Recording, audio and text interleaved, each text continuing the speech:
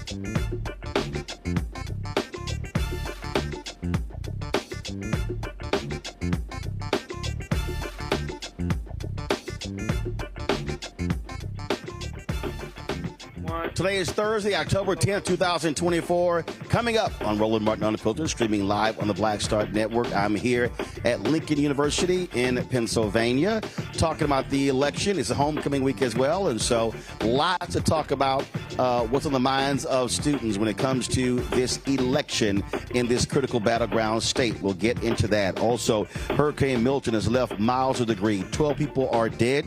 We'll talk to meteorologist Paul Goodloe of the Weather Channel about the aftermath of the second hurricane to hit the Sunshine State. Also, a recent poll by the Leadership Conference on Civil Rights says voters fear post-election violence. We'll talk to the president and CEO of the Leadership Conference, Maya Wiley, about their poll. Plus, 4 million people will not be able to vote in 48 states because laws ban folks with felony convictions from voting. We'll talk with the executive director of the Sentencing Project about that as well. Plus, Donald Trump speaks to the Economic Club in Detroit, and what does he do? He insults Detroit and Vice President Kamala Harris. We'll show you exactly what he had to say. Let's go. Whatever the miss, he's on it. Whatever it is, he's got the scoop, the fact, the find. And when it breaks, he's right on time and it's rolling. Best believe he's knowing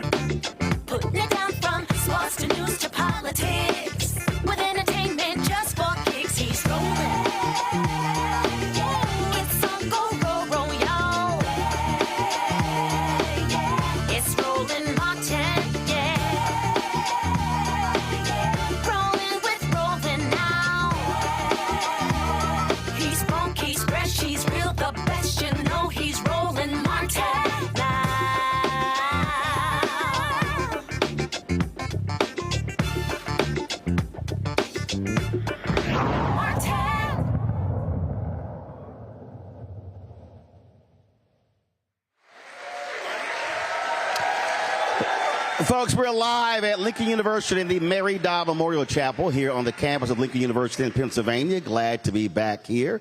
My third time here on the campus. First, did commencement several years ago and spoke on campus a few years ago when they had their new president. So glad to be here.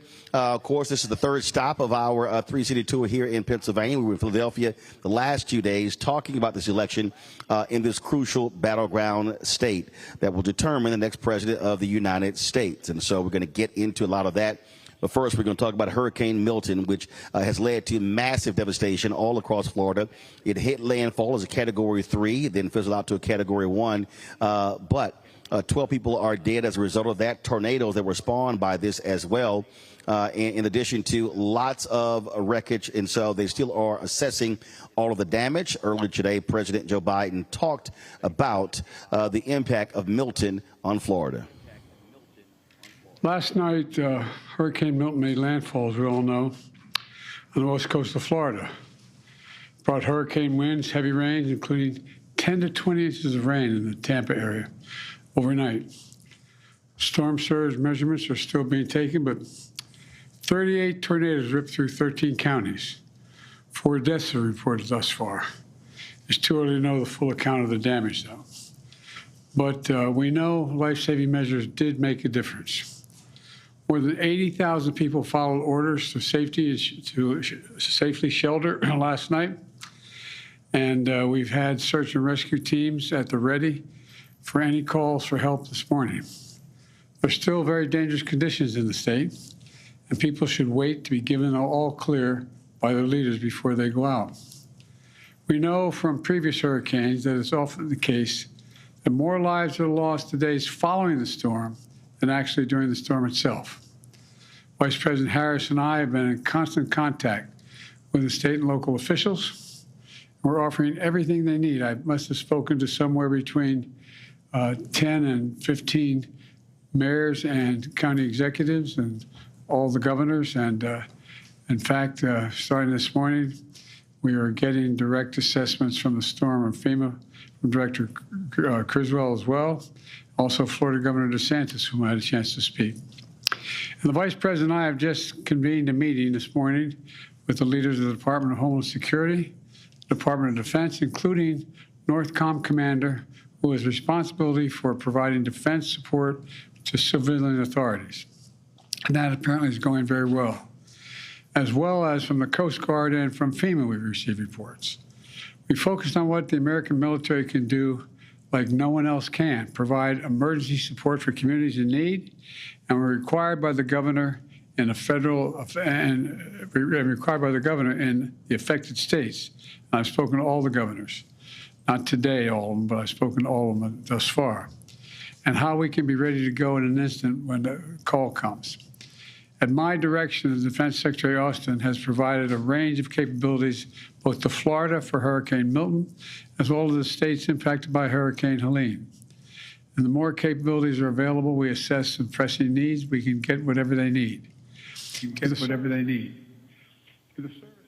Of course, this is the second hurricane that hit in the last couple of weeks. You had Hurricane Helene and Hurricane Milton. Paul Goodloe, meteorologist with the Weather Channel, joins us right now. Paul, glad to see you.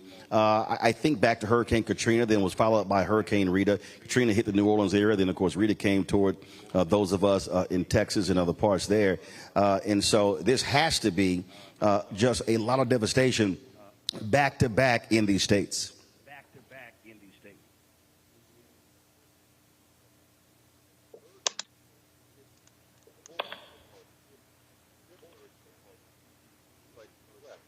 I think you're muted. Paul, you might be muted.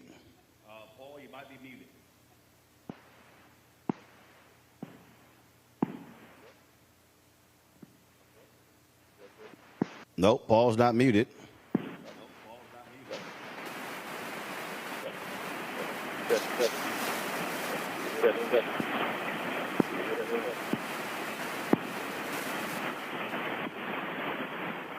We lost your audio. Not sure what happened, but we lost your audio. But we can't hear you. All right, so we, I think we lost your audio, Paul. We can So, folks, we can faintly hear Paul. So let me know when y'all have his audio. So let's do this here. I'm going to go to a quick break. We're going to come back, and then we're going to have the audio fixed for Paul Goodloe, the Weather Channel, so we can hear from him and talk about the devastation there. So we'll be right back on Roland Martin Unfiltered on the Black Star Network.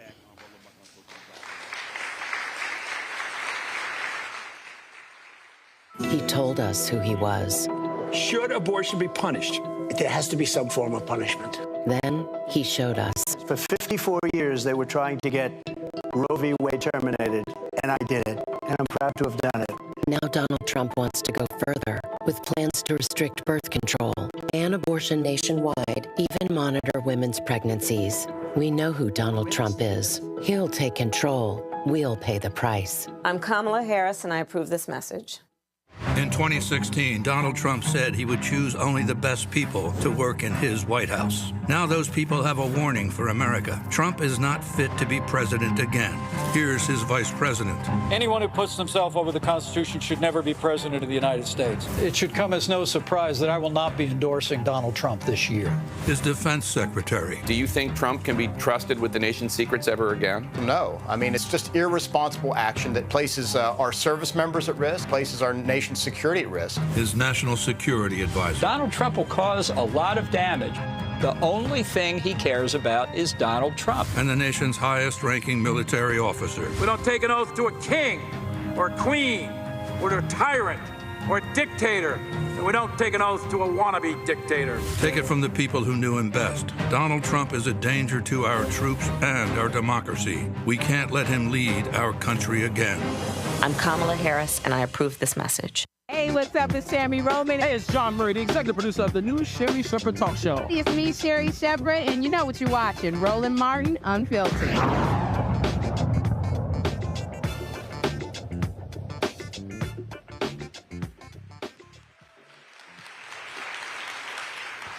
All right, folks, we're back at Lincoln University. I think we got everything straight with Paul Goodloe with the Weather Channel. So let's bring him up, Paul. Hey there, Roland. Again, I'm in Sarasota. Hey there, Roland. Again, I'm in Sarasota. We have internet. We have spotty cell service. So, you know, technology is a struggle at this point. But let's get right back into it. You mentioned with Hurricane Milton. Again, 2 weeks ago, we had Hurricane Helene. Didn't make landfall here, but brushed by. It had record storm surge.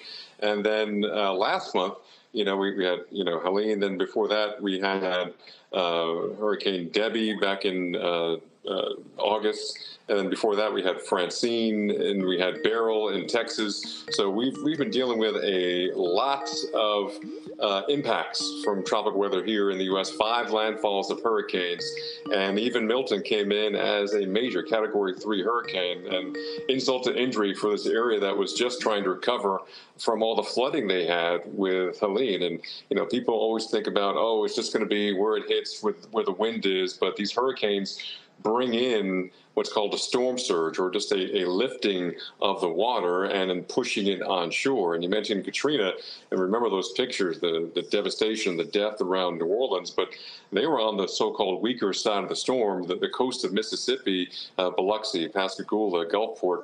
I mean, literally, if you've been there, you've seen human existence wiped clean down to the foundation of a lot of these buildings. That's the full force of 20, 30 feet of ocean waters coming up and then coming in with that force. And the Katrina disaster in New Orleans is more like a man-made failures of the levees. Still because of Katrina, but you know, the full brunt of that storm surge was evident on the coast of Mississippi, even parts of Alabama.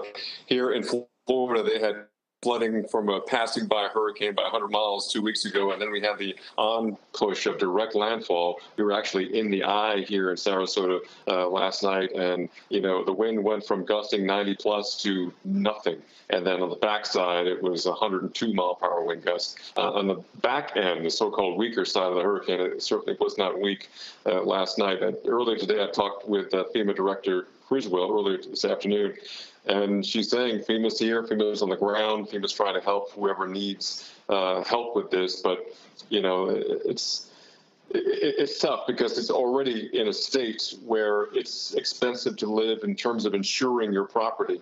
So there are a lot of people still trying to survey not only the damage we had 2 weeks ago with Helene, but now the damage with Milton. And you got to pray for some folks here trying to get back on their feet here in Florida. So you've had 2 hurricanes in 2 weeks. Is there anything developing as we speak, or should we folks be preparing for more storms? And also, when does hurricane season end?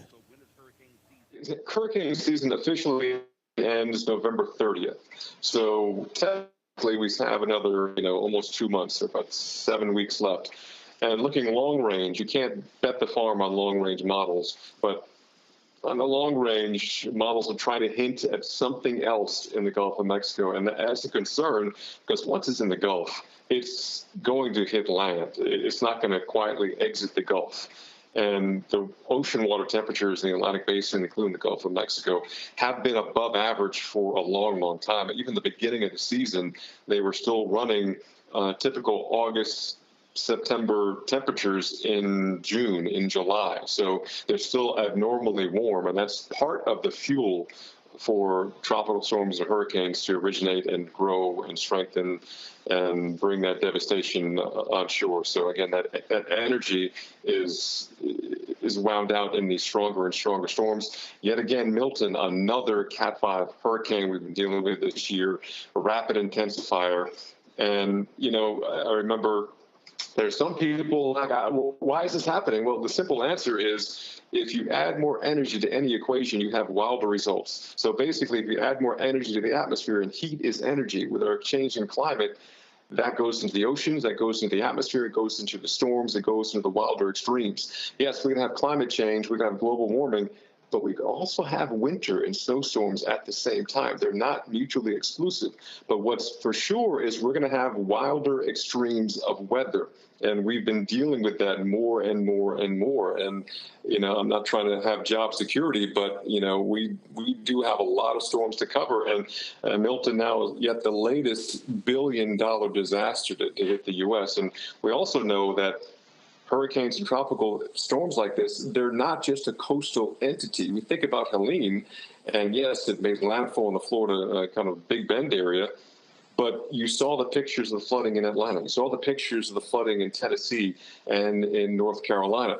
These are no longer just coastal storms. There was a hurricane that made landfall in Louisiana, I think it was 2 years ago.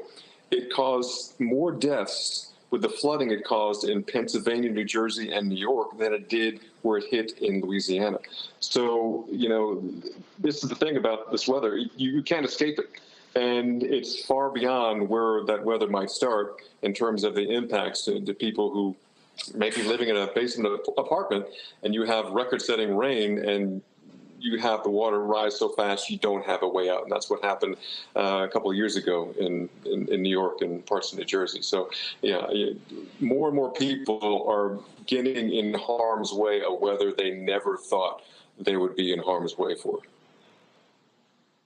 Well, there was a report I saw the other day of all of these people who literally moved from eastern North Carolina along the shores to western North Carolina, where it's more mountainous, thinking they were actually escaping climate change.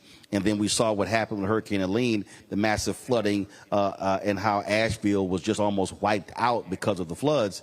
And they specifically were citing, hey, we think it's safer living here but to combat climate change. That simply is not the case.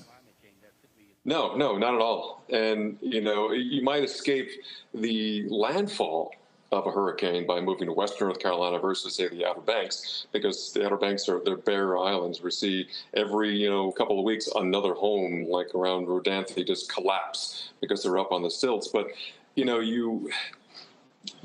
Mother Nature is the great equalizer. You cannot escape the weather, no matter where you live, how much money you make, whoever you pray to. You cannot escape the weather, and that's why I kind of love what I do, because it's so fascinating. And it's also very, very humbling. In fact, last night we were talking about it. We were on the water here in Sarasota, and we had the winds, we had the eye and the calm, and then I knew, and I was saying, okay, once the eye passes us by, the winds kick back up, but our wind direction will change, and all of a sudden we'll start seeing the surge. And that's what we did. And it got to a point, and I try not to go directly in harm's way, or for my crew here as well. But it got hairy for a point last night when you see the surge come up rapidly, and we expected that, and we had to hightail it out of there. We did. But, it's something where I can see people who didn't know or didn't really stay in the loop of what's happening, that you despite our technology and our advancement, we go to different planets, we leave our planet, we're still so minuscule compared to what Mother Nature can dish out. And, I also talked about this storm, how it was a Cat 5 at one point, made landfall as a Cat 3, but these storms don't have brakes. All we're doing is taking our foot off the gas and is coasting in with very wild impacts weather-wise. And again, it's not just a single point. Yes, it hit on the West Coast, just south of the opening of Tampa Bay. But we had, as you're talking about, dozens and dozens of tornadoes, killer, deadly tornadoes, just north of Miami, in that part of Florida. So, it's a wide range of impacts that it's almost impossible to find a place on this country or on this planet that you can truly escape the impacts of weather. And with wilder swings in our weather, the extremes are becoming more commonplace. Our averages are trending upward for more extreme weather events. So it's something that even if we change all the inputs we're putting in the atmosphere that has kind of spurred these changes, we're still going to have the changes and the extremes go up before they start to plateau and go down. So now it's a matter of kind of adapting to it and changing our responses. And I think about Katrina, and then you had, Ike and the other storms that threatened after Katrina, and people got up and they evacuated. Unfortunately, because of the storm surge here with Helene and people telling horror stories about having, the water come up so fast and had to rescue their families and they were scared, that got a lot of people up and out of Florida. We could have had a lot more people injured and killed if they did not heed the evacuation orders and actually evacuate. Because I do this all the time, and a lot of people just say, well, I'm not leaving. I've been through this storm. Every storm is different. And even last night's storm shocked me in how different it was than from riding out Helene weeks earlier. And then before that, I was at Francine, and then Beryl and Debbie. They're all completely different. So, it's better to evacuate 6 times and never have anything happen to your house versus not evacuate 1 time and you're screaming out and praying late at night and no one's coming to help you. Indeed. Paul Goodloe with the Weather Channel. We appreciate it, Frat. Thanks a lot. No problem. Folks, let's now turn to politics. After the 2020 election, we saw an unprecedented amount of political violence. We saw what took place on January 6, 2021. The FBI has actually prosecuted more than 900 people who were involved on the attack on the U.S. Capitol on that particular day. And you still have Donald Trump and his MAGA followers still stating that it was just a walk in the park. They were just doing a tour of the U.S. Capitol. Well, a new poll commissioned by the Leadership Conference on Civil and Human Rights found that 73% of voters across the country are worried about political violence happening again based upon the outcome of the vote on November 5th. Maya Wiley is president and CEO of the Leadership Conference. She's also the author of Remember You Are a Wiley. She joins us right now. Maya, let's talk about these poll results in terms of what it shows, because we saw what happened. I was in Atlanta the day that actually happened. It was after Senator Warnock was elected in the runoff election in 2020, and I remember did a bunch of interviews and people were asking me, hey, what are your thoughts on this? And I said, well, chickens came home to roost. It was interesting. My publicist was upset. She's like, hey, you shouldn't say that. I'm like, no, I'm actually going to say it because it needs to be said. Many of us had been saying this was happening. But not only that, the FBI still has not found the individual who placed those pipe bombs outside of the Democratic National Committee office, and Vice President Kamala Harris was inside the building when that happened. And so this thing is real, and it is not dissipated. That is correct, and voters not confused. about this. I think what the poll shows, and it's the third year we've done this poll, but it was the first year that we realized we needed to ask this question about whether or not people were concerned about political violence. And our poll is one that covers all people. We sample for white and for Black and Latino, and we know that we are capturing a very big cross-section of this country. It's a national poll. And 73% is a very high number, and it's not surprising, both because of your very important points, Roland, what people have seen in the news. But it's also, that we've seen the rise of hate. We've seen how people respond to rhetoric from politicians and other powerful people who seek to divide us, who can sometimes stoke that kind of violence. And so I think the fact that people are knowledgeable, are paying attention, should be no surprise to us. But I also want to make sure people know that there's good news in this poll. Very good news. I mean, for one thing, our poll has found year over year over year for the past 3 years that democracy is a top issue, that people are very concerned about their freedoms.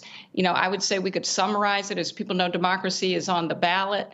But equally importantly, if not more importantly, that we have seen record high numbers of motivation to vote. 93% of the respondents in this poll said that they were highly motivated to vote. And it won't surprise your audience that Black women are off the charts. And that's not unusual, Black people. But motivation for Black women is at 60%. That's extremely high, and it's higher than any other group. And as we know, that's going to be critical when we talk about the other issues that are showing up in this poll that people care deeply about. Their disapproval of the Supreme Court, their interests in having the health care that abortion provides. Nobody wants to see another Black woman die because they can't get emergency medical treatment when they're pregnant.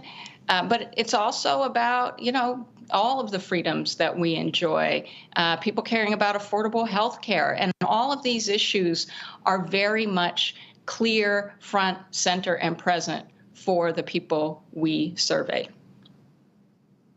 Well, we do have to deal with the reality of whiteness. First of all, 70% of the electorate in 2020 were white voters. Your poll shows that how worried are folks about white supremacy on the increase. 52% say they are more worried. 47% said less worried. Very worried was 29%. Somewhat worried was 22%. Then you went to the question of white nationalism. Total more worried, 50%. Total less worried, 44%. Control room, y'all should be showing the graphics. Why are we so slow with the graphics? Thank you very much. Somewhat worried, 18%. Not so worried, 15%. I mean, that is real. And when you start looking at the rhetoric being used, when you start looking at what is being stated, and I've said this to several political folks on social media when they were talking about why Vice President Kamala Harris isn't doing so well when it comes to union workers. I said, why are y'all leaving out the white part of union workers? We have to recognize in places like this state, Pennsylvania, in Ohio, in Michigan, in Wisconsin, we have folks who are actually voting against their pocketbooks and voting for white culture. A lot of this also plays into it in terms of what we are seeing into the political violence with the rhetoric that we're actually seeing. And so I just think that a lot of folks in media and in the political world are not, they just refuse to deal with the reality of whiteness in these conversations. They want to sort of just leave it off to the side as if it doesn't exist. We have a significant problem with white supremacy and white ethno-nationalism in this country. You can see it in the hate crimes data. You can see it in Project 2025. You can see it, to your point, Roland, in so many different spaces. And yes, we see a very sharp political divide, ideological divide. The one thing that is really good news in this poll, and I will also say, just from personal experience and with a lot of unions who are members of the Leadership Conference on Civil and Human Rights and also helped found the Leadership Conference on Civil and Human Rights, I was really so gratified to be walking with white union workers from the automobile, from United Auto Workers, when we were in Chicago in August, and really active and all in workers from Belvedere. We know that there's a strike pending there. So, the one good thing to know is, no community is a monolith, and that is important. And we have some good allyship on the issues of democracy and freedom and racial justice and a right to work and support a family. But I think you're also right that you can see in the numbers exactly what you're talking about, Roland. But it's also very gratifying to see how women in general across race, women who are white women who lean liberal, and even the softening in what would be the moderate category, right? The people who would not self-identify as conservative or liberal, who are less susceptible, who are more swayable, I would say, on really critical issues. So just for example, we heard and saw the hateful lies about the Haitian community in Springfield. We know what that was. That was hate, that was racism, that was explicit, and that had real consequences to people's safety.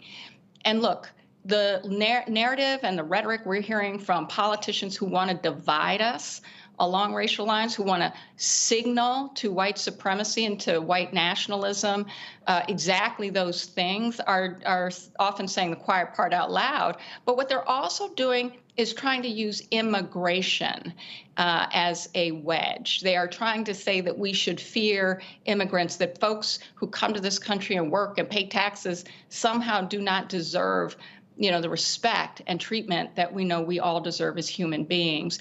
And when you look at moderates, for example, if you look at conservatives, people who self-identify as conservative, heavily white, you're going to see their top issue is immigration and the economy. But if you ask moderates, immigration comes up as 20%. That's a significantly lower number. And what it tells us is we really do have the opportunity to speak to the issues that people care about. And when they hear politicians are trying to divide us, they do not like it. It does not serve any of us. And that is also equally true on racial justice issues, which also polled fairly high on this poll. So I would just say, when we think about the coalition of the willing, the coalition that is a pro-democracy coalition, that's Black people, that's us showing up, that's us using our voice. It's recognizing that immigrants are all of us. It's also recognizing that the hate and the division of white supremacy and white ethno-nationalism cannot win when we have this coalition. And that includes our white brothers and sisters who know it's wrong. Maya Wiley, we surely appreciate it. Thank you so very much. You, Roland, as always. As always. All right, folks, we come back. We're going to check with our panel, our regular Thursday panel, plus panel here at Lincoln University. Lots to talk about when it comes to the election. Can't wait to hear all of them weigh in, folks. You are watching Roland Martin Unfiltered on the Black Star Network, broadcasting live from Lincoln University here in Pennsylvania. Back in a moment.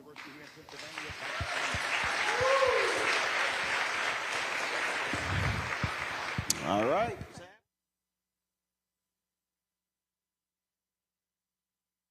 I get it. The cost of rent, groceries, and utilities is too high. So here's what we're going to do about it. We will lower housing costs by building more homes and crack down on landlords who are charging too much. We will lower your food and grocery bills by going after price gougers who are keeping the cost of everyday goods too high. I'm Kamala Harris, and I approve this message because you work hard for your paycheck. You should get to keep more of it. As president, I'll make that my top priority.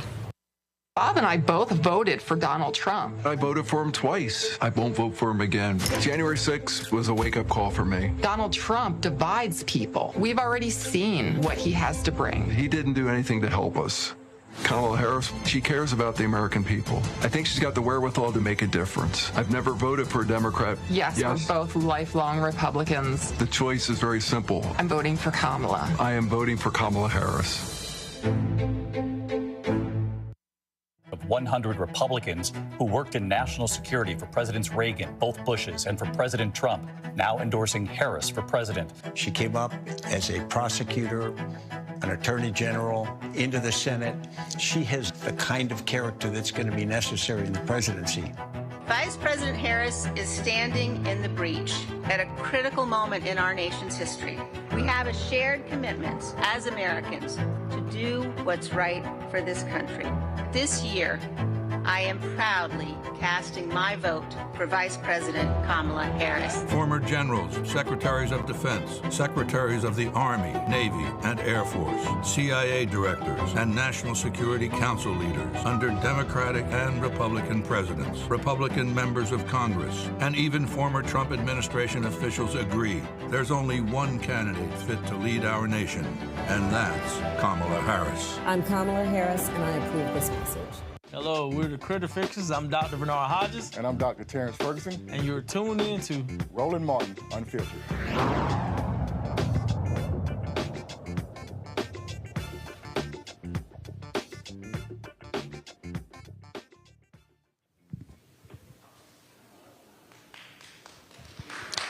All right, folks, we are live at the Mary Dodd Memorial Chapel here on the campus of Lincoln University in Pennsylvania. Glad to be here. Let's introduce, we got our virtual panel plus our panel here. Of course, Dr. Greg Carr, Department of Afro-American Studies at Howard University, joining us from out of D.C. Reese Colbert, host of the Reese Colbert Show, Sirius XM Radio, Washington, D.C. Long Victoria Burke, of course, Black Press USA out of Arlington, Virginia. Joining me here at Lincoln University, Dr. Brenda Allen. She's president of Lincoln University. Glad to see her. Dr. Kilo Baha Mapunye, he is a visiting Fulbright political science professor from South Africa, and also Drake Smith, student activist. And so glad to have both panels here. I want to kick this things off with this first. Today in Detroit, Trump spoke to the Detroit Economic Club. And if you're from Detroit, you probably didn't like this. I don't think anything that we're talking about today is high on our list. The whole country is going to be like, you want to know the truth? It'll be like Detroit. Our whole country will end up being like Detroit if she's your president. You're going to have a mess on your hands. She just...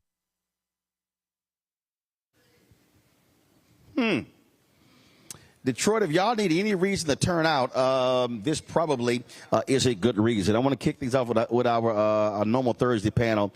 So let me do this here, Reese. Reese, I got to let you know first, Reese, we're doing this from the Memorial Chapel at Lincoln University. Okay? So I know your penchant for cussing is high. So just want you to know we have audio that is running in the chapel, Reese. So this needs to be a cuss-less Thursday, Reese. So I need to give you that warning first. So I'll start with you. Again, that comment right there, if there's any way to motivate folk in Detroit to vote, he just flat out just insulted the entire Motor City. First of all, Roland, I saw that big cross. I saw that big cross. And I heard Memorial. I'm going to be on my best behavior tonight. But thank you for the reminder. Yeah, it was disrespectful. Sure. And you know it was disrespectful. Like, and you know, he means black people. He means that the black girl president is going to make the whole country black. Is going to make anybody should want to see it. So that's really what it was code for. But this is the same person that said to black voters, what do you have to lose? Your lives are hell, and things like that. And so he has consistently been disrespectful. This is the same person that also tried to get the votes in Detroit and in Milwaukee and in Philadelphia thrown out. And so the disrespect is part of a pattern, a very long pattern. We'll see if this is what takes people over the edge. I hope so, because I have been seeing reports that people are less motivated in terms of the on-the-ground reports in areas like Detroit. So black people in Detroit, stand on business. Don't let Trump get up there and play in your face like that. Lauren, we've seen this, to Reese's point, when you look at the 2020 election. In the January 6th was about people who voted in 4 cities. And he would often criticize it. He would say Fulton County. He really means Atlanta. He would say Philadelphia. He would say Detroit. He would say Milwaukee.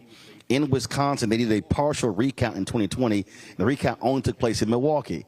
Trump told his white supporters it was those black people was the reason why I lost. Yeah, well, to quote you, Roland Martin, it's killing him that, and it was killing him at the time, and it's going to probably do so again, that black voters is what won it for Joe Biden in 2020. It was killing him that Detroit and Philly and Atlanta made the difference, and Milwaukee made the difference. He hated that. He hates thinking about that. This entire race has been about vilifying immigrants. That's what he's doing. Whether it's Congo or Venezuela or Mexican Americans or Mexican immigrants, that is what he's made this entire campaign about. It is a white supremacist campaign right in front of our face. And the New York Times, for some reason, the so-called paper of record, doesn't want to bring that up. And CNN keeps having panels where they're normalizing it. It's a strange situation. And quite frankly, probably one of the most racist campaigns we've seen in a long time. Even if you go back and look at the footage of George Wallace and Lester Maddox, even those two guys were fairly careful about not saying it like right in front of your face. Donald Trump is done with that. And the media is failing us. The mainstream media is failing us when it comes to pointing out that this is a straight up racist campaign. He does it every single day. He did it again today in Detroit, and tomorrow it'll be something else. On that particular point, Greg, I keep making this point. It drives me crazy when I look at these political reporters on social media and when they're talking about voters, and they keep going back to, oh, how Harris is just not doing well with the working class union workers. And I'm like, nah, she's doing real good with black working class union workers. She's doing real well with Latino working class union workers. They just won't say the word white because they don't want to deal with the reality of whiteness. When they talk about identity politics, that's only black, that's only Latino, that's only Asian, that's only LGBTQ, that's women, but they don't want to deal with white, and we can't ignore the reality. When you look at the numbers, how can you have Teamsters? In fact, guys, let me know if y'all have that Teamsters ad they put together, the Teamsters for Harris. How Biden-Harris saved 600,000 Teamsters pensions, and they could not endorse her. And the president said on the podcast it was down the middle of 50-50.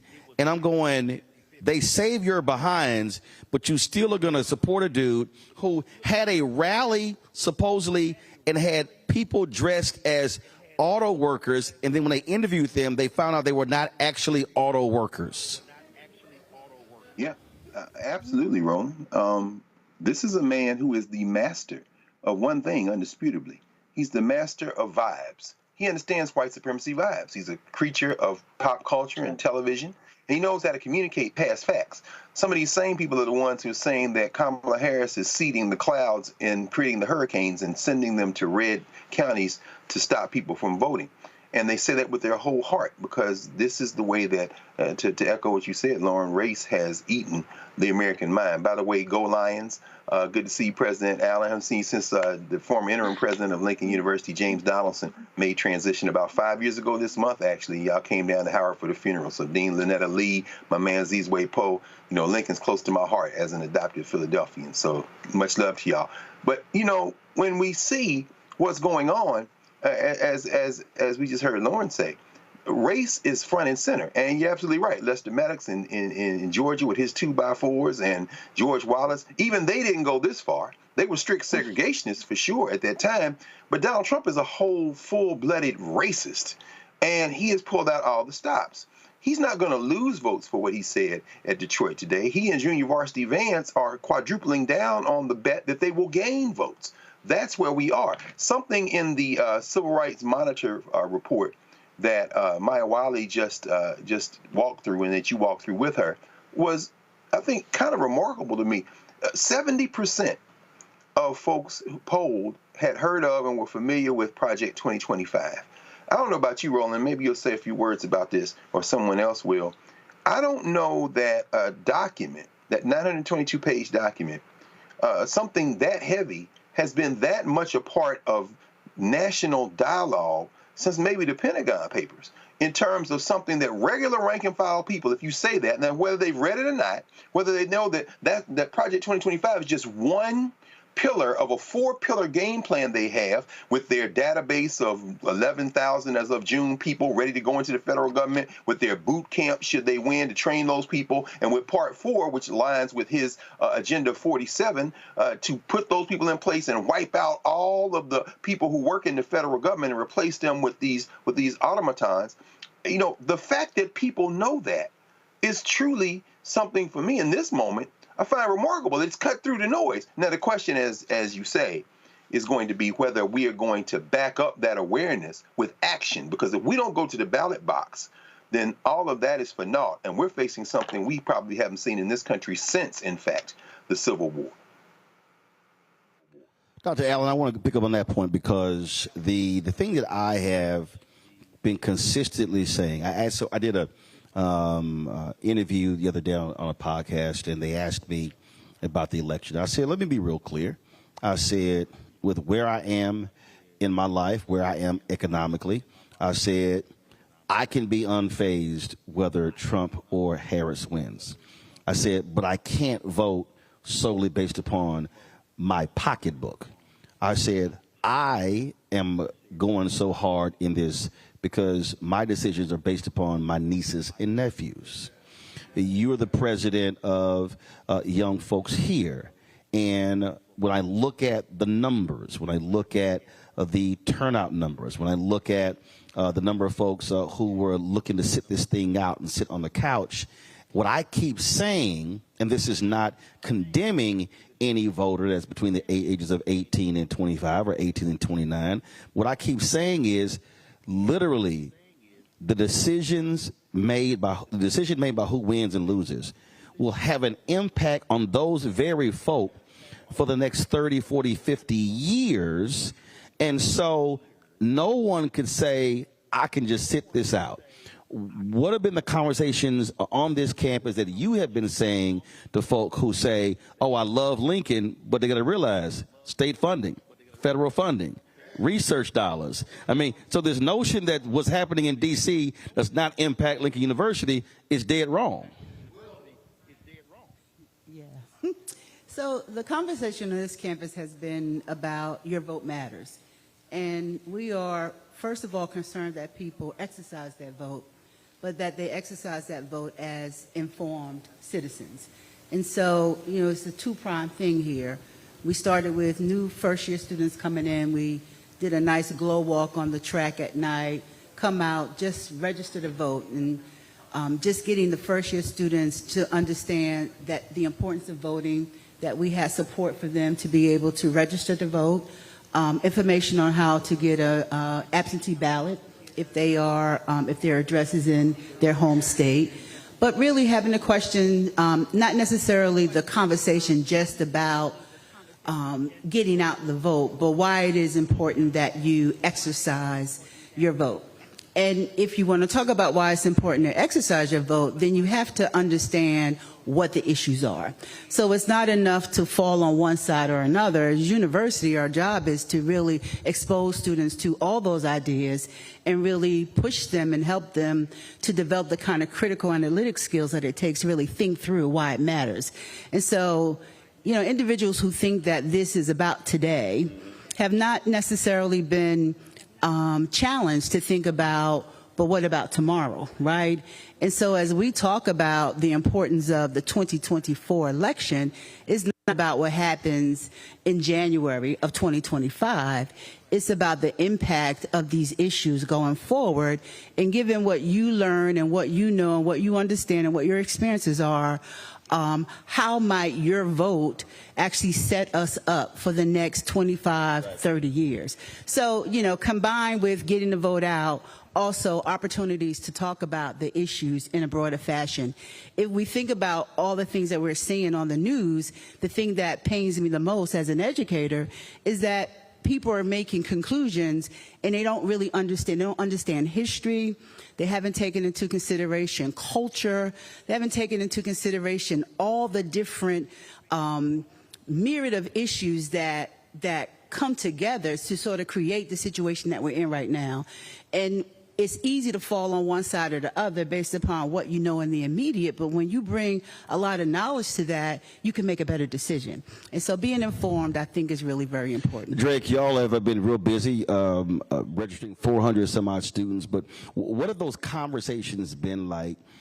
Have you had to deal with folks who have said, man, my vote don't matter, I'm not interested, I'm too busy, I got other stuff going on, I can't worry about that? But then they might be complaining about stuff, and then you're like, well, you do know that voting plays a role in that sort of stuff happening. So what have those discussions been like on campus with your fellow students? Well, it's almost like you've been here for those discussions because it's verbatim, right? Yeah, because it's the same conversation at TSU, Tennessee State. It's all around the country because, I mean, again, it travels. Yeah, and we've been doing this work for 3 years on campus. I'm a senior, so I've been doing this since my freshman year. And it used to be where we're like pulling teeth, right? You have students that are very excited. Oh, yes, I've been looking for you all. I want to register to vote. Then you have students that are just not educated on the issues, right? And that's not to blame them. I think that's to blame their environments where they're from, right? Because there's a concerted effort to stop us or give us fake news about what's going on. And sometimes you have to sit down and talk to somebody. And other times we realize that it's not just one interaction. Right, that one interaction, you tell them, well, vote November 5th. I like to tell people, well, if you're undecided right now, just register. So if by the time November 5th comes around, you still can vote, right? You can be franchised. And each time we meet with them, we're like planting a seed in them, right? And it grows and it grows, and we're giving them information, watering it, and hopefully we'll sprout into like a civically engaged student. But shout out to, we have a group, Project 26. It's called Project 26, so the 26th Amendment gave 18-year-olds the right to vote, and they've registered over 400 students on our campus. The college Democrats, in a nonpartisan way, have been doing voter registration. They registered another 120 students. Our advisor, Ms. Jacqueline Caleb, she's in the audience right now. She's been doing this work for 30 years, right? So I think a lot of people, when they're focused on HBCUs and voting, they think that we don't know what we're doing. But we've had people on the ground that have been doing this for over 30 years, and we've been so good at it that actually in 2012, and someone correct me if I'm wrong, the county commissioners moved our voting place off of campus because we came out in droves. See, there you go. 2008 and 2010. And see, that's been happening at Prairie View and Waller County and some other different places. And we also are seeing that on the college campuses all across the country. Tarrant County commissioners in where Fort Worth is, the Republicans tried to move the early voting location off the University of Texas at Arlington campus for that very reason. I remember I think it was in 2012 or 16, there was a county clerk in Wisconsin who admitted that they moved early voting locations off of college campuses because they said too many students were voting, and they were voting Democrat. And so they moved it to a far-out place with a small parking lot because they wanted to frustrate the folks from actual voting. Doc, I want to go to you because on May 10th of this year was the 30th anniversary of the inauguration of Nelson Mandela. And I was actually at a jazz festival in California. Jonathan Butler performed, and I got a chance to talk to him about that. And it will be in my mind for as long as I live, those massive lines of people. And I remember the stories of several people who were elderly who died waiting in line to cast that ballot for Nelson Mandela. When you look at some places in this country that has 32, 35, 40, some places where I saw a text where somebody said, if 50% of Detroit turns out, I'm going to be excited and she's going to win. And a person responded, 50%? So it has to be frustrating to see where we used to be, then where we are now, and then look at those numbers of folk who choose the couch as opposed to the ballot box. Absolutely. It's quite an exciting moment for me to be in the United States because I'm from South Africa, Fulbright scholar, researcher on elections, and I've seen it all. The 30 years that you're talking about, very, very impressive for us. South Africa just celebrated 30 years of those elections, which were the end all, elections because they got rid of apartheid. At that time, many people were very excited, to vote because for all those years, black people were not allowed to vote. So people felt that this election was so historic that they would rather sacrifice everything, even sleeping outside the voting stations or polling stations before they vote. Others came around like 2 a.m., 4 a.m., camping outside. So yes, you are right. Where we have been is that hunger for changing things through the ballot. But now where we are currently is the lethargy, where people think, oh, if I vote, it's not going to make any difference. There's a slogan in South Africa. They say, if you don't vote, don't complain. See, I have one that says, vote or shut the hell up. I know what it is. That's the one that I use.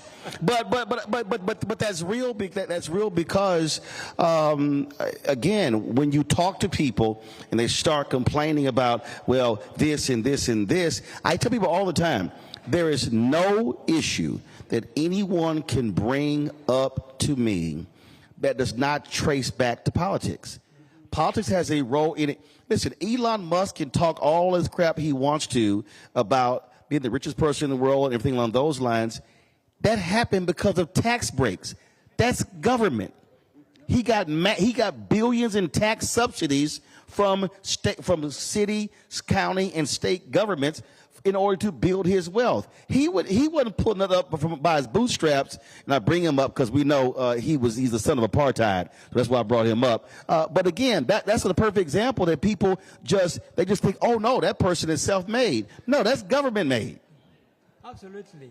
And some of us, as political scientists who teach politics, we know that it all almost eventually, rolls back to politics, because it's about power. It's about who has power, who has it, and who wants that power and who wants to retain it. We are having a similar situation in Africa with our elections. Whenever elections come, earlier when one of your reporters were speaking, this talk about post-election violence. Those are for me, are the red flags that we normally worry about when we talk about elections. The other one, of course, is the weather, which might drive people away. But as a researcher myself, also looking at your elections here in the U.S., I get worried about the so-called vacillating or uncertain voters, because those are the people that, number one, are uncertain. Am I going to vote? Am I not going to vote? Even if they are on the queue, some of them just might change their mind and go back home. The uncertain voters. And sometimes those people can swing the election in one direction or the other. So those are the things that I'm looking at. Of course, there are key issues also that have come up this evening in your discussion. The issue of the economy, for instance. I'm not so sure about the international issues. I know they are also coming in there. And I'm actually just studying quietly as a researcher to say, how will it go? Maybe you can talk to us later after this election, once it has been declared, and hopefully there won't be any violence or post-election violence thereafter. Well, ain't gonna be violence from black people, I can tell you that. So we know where it will come from. I'm gonna go to a break. We're gonna come back. We're gonna talk about those folks have been disenfranchised when it comes to voting. I'm also tell you about what's happening in Nebraska, where their state Supreme Court just keeps waiting, and they're getting close to the deadline to make a decision that impacts several thousand formerly incarcerated folks. And so we're going to talk about that next, right here on Roland Martin Unfiltered, the Black Star Network. Don't forget to support the work that we do. Join our Bring the Funk fan club. Send your check and money order to P.O. Box 57196, Washington, D.C., 20037-0196. PayPal is R Martin Unfiltered. Venmo is RM Unfiltered. Zelle, Roland at RolandSMartin.com. Roland at RolandMartinUnfiltered.com. We'll be right back.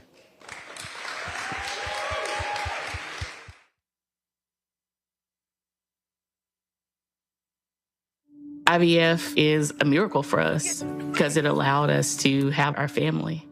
After having my daughter, I wanted more children, but my embryo transfer was canceled 8 days before the procedure. Donald Trump overturning Roe v. Wade stopped us from growing the family that we wanted. I don't want politicians telling me how or when I can have a baby. We need a president that will protect our rights, and that's Kamala Harris. I'm Kamala Harris, and I approve this message. Of 100 Republicans who worked in national security for Presidents Reagan, both Bushes, and for President Trump, now endorsing Harris for president. She came up as a prosecutor, an attorney general, into the Senate. She has the kind of character that's going to be necessary in the presidency. Vice President Harris is standing in the breach at a critical moment in our nation's history. We have a shared commitment as Americans to do what's right for this country. This year, I am proudly casting my vote for Vice President Kamala Harris. Former generals, secretaries of defense, secretaries of the Army, Navy, and Air Force, CIA directors, and National Security Council leaders under Democratic and Republican presidents, Republican members of Congress, and even former Trump administration officials agree there's only one candidate fit to lead our nation, and that's Kamala Harris. I'm Kamala Harris, and I approve this message. Here's a 78-year-old billionaire who has not stopped whining about his problems. Oh, she had a big crowd. Oh, the crowd. This weird obsession with crowd sizes. It just goes on and on and on.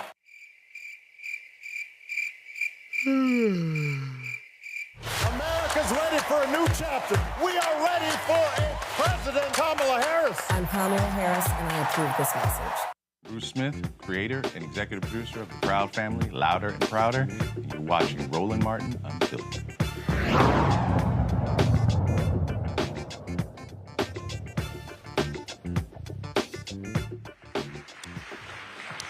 All right, folks, welcome back to Lincoln University in Pennsylvania, where we are broadcasting live. Glad to be here in the Dow Memorial chapter. Let's talk about felony disenfranchisement. 48 states have laws that keep folks from voting who are formerly incarcerated. Yet, of course, you have somebody who is a convicted felon who is running for president. But let's be real clear, okay? Donald Trump ain't the same convicted felon as some brother who's in Philadelphia, who's in Detroit, who's in Houston, or anywhere else. Because remember, they didn't take his mug shot, they didn't fingerprint him, but no perp walk, none of that sort of stuff. And so this idea that they are the same, that is simply not the case. So you have right now, folks, an estimated 4 million people, 1.7% of the voting age population, who are ineligible to vote. And it's even worse in various places. So you take Nebraska. So the folks in Nebraska, now if you want to know how these Republicans operate, the folks in Nebraska literally passed a law allowing folks who were formerly incarcerated to be able to vote. The Secretary of State and the Attorney General said, oh, that's unconstitutional. I've never heard in my life where an Attorney General or a Secretary of State issued a ruling about a law the legislature passed calling it unconstitutional. Well, they sued, and it's now before the Nebraska State Supreme Court, but they've actually waited on a decision, and so the next time they rule will be October 18th, which is actually the deadline to register to vote in Nebraska. So it shows you what's going on here. And then when you look at Tennessee, a place where more than 20% of black folks are unable to vote there as a result of formerly incarcerated. So joining us right now is Kara Gorsh, the executive director of the Sentencing Project. Kara, glad to have you here. I mean, this is a real issue. We saw what happened in Florida. Amendment 4 gets passed there by more than 60% to restore the voting rights of formerly incarcerated. What do Republicans do there? Go back, oh no, they start changing the laws and then say, no, you got to pay all of your fines and everything before you can actually get your right to vote. Then some of the folks in the last election did register. And then what did Governor Ron DeSantis do? Sent the police after them, arrested them, and all those cases got booted. But it's a chilling effect against them. That was the brother in Texas who waited 6 hours in line. He was later arrested, and it was found that he could vote, but they went back and he said, I will never vote again because I can't go through what I went through because I'm scared to get arrested. And so you see that happening all across the country where Republican governors and other leaders want to scare formerly incarcerated to keep them from voting, and we see this over and over and over again. Absolutely. There's no doubt that politicians are using the confusion around felony disenfranchisement laws to suppress voting across the country. Part of the challenge around these laws is that they are just so disparate. If you live in Maine and Vermont, you will never lose your right to vote because of a felony conviction. People in prison vote. They have candidates forums in prisons in those states. That is not the case in 10 states where for the rest of your life, in some circumstances, you can be barred from voting. It creates immense confusion for people directly impacted. It creates immense confusion for public officials. And what we see is people, not only people who can legally not vote because of the disenfranchisement laws are affected, but also people who are de facto disenfranchised because they don't know what the laws are. A real easy way to clear up the confusion is for us not to entangle the criminal justice system and all the racism and inequality in that criminal justice system with our democracy. And so that felony disenfranchisement laws should not exist, and everyone should be allowed to vote regardless of their criminal conviction history. Here's a perfect, what I was talking about. Let's see if I can pull this tweet up here. Give me 1 second. This tweet here is from Tania with Bolts Magazine, and said that, so while Nebraska's GOP officials getting away with a unilateral summer decision to stop applying 2 laws that allow people to get their voting rights restored, suddenly barring tens of thousands of voters, he then says this is estimated to affect up to 100,000 people who should otherwise have the right to vote next month. Now, why is that important? Well, because in Nebraska, they award the electoral colleges electoral votes based upon how you perform in the congressional districts. And so they have one vote that's typically blue, which is where Omaha is.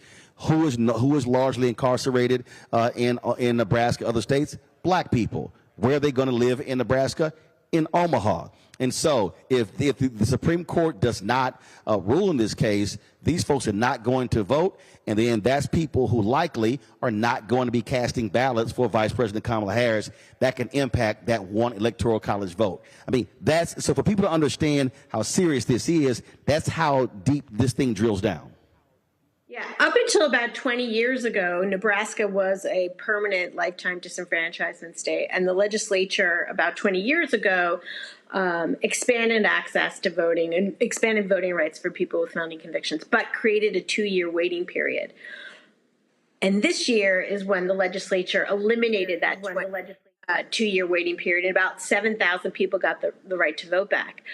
What is in question now before the Supreme Court in Nebraska is not just about those 7,000 people, but it's about anyone with a felony conviction who may even have been voting in the last 20 years and whether they continue to have that right to vote.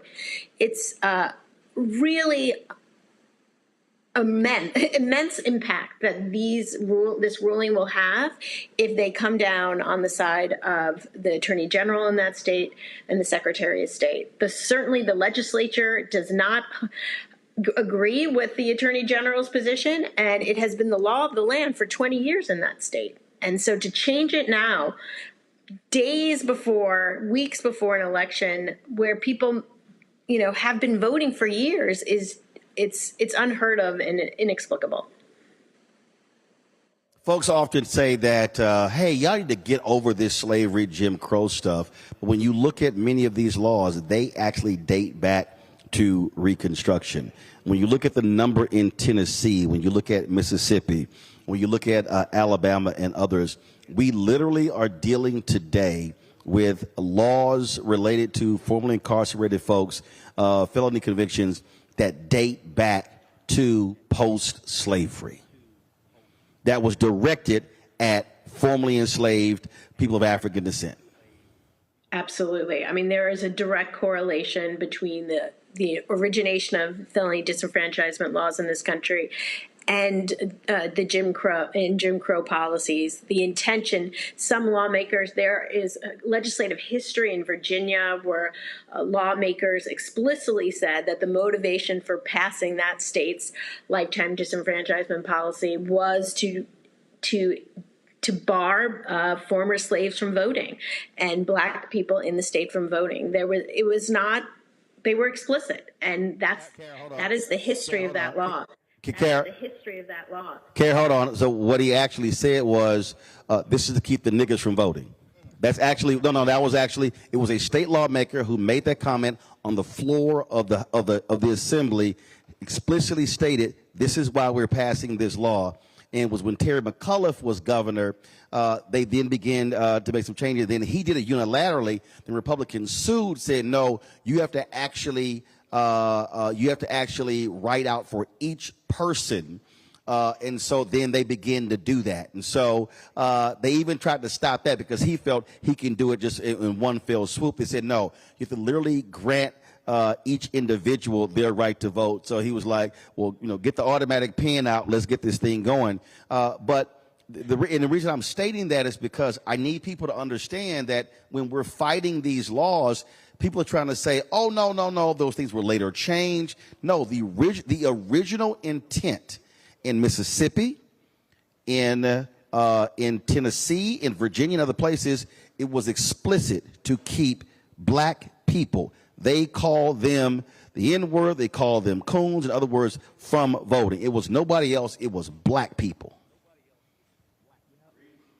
I think what we have seen over time is because of the onset of mass incarceration over the last 50 years, where the population of people with criminal convictions has exploded. Disproportionately, communities of color, black communities in particular, are affected by our criminal justice system.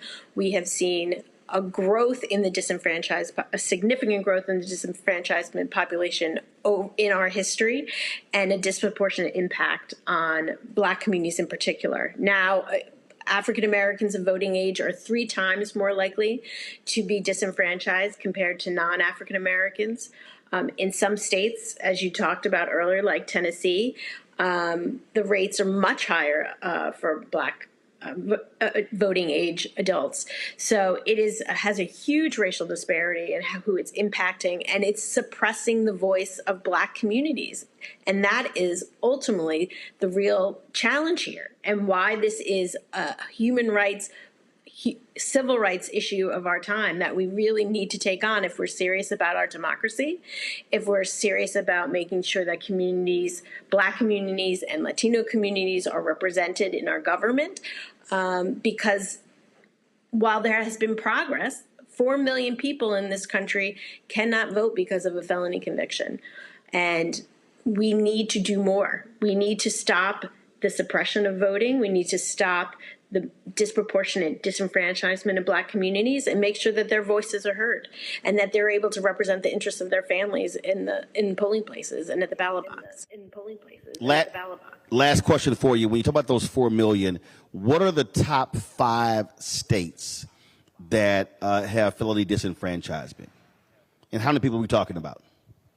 Well, if we're talking about the racial disparity and its impact, felony disenfranchisement's impact on black communities, the top 5 states for disenfranchisement are Florida. Certainly Florida has the largest number of people who are disenfranchised in the country, of the 4 million people. And I should say we have a new report out today called Lockdown 2024. You can find it on our website. Of the 4 million people who are disenfranchised, over 700, close to 800,000 people live in the state of Florida. Florida is one of the top, and the disproportionate number of people impacted are black Floridians.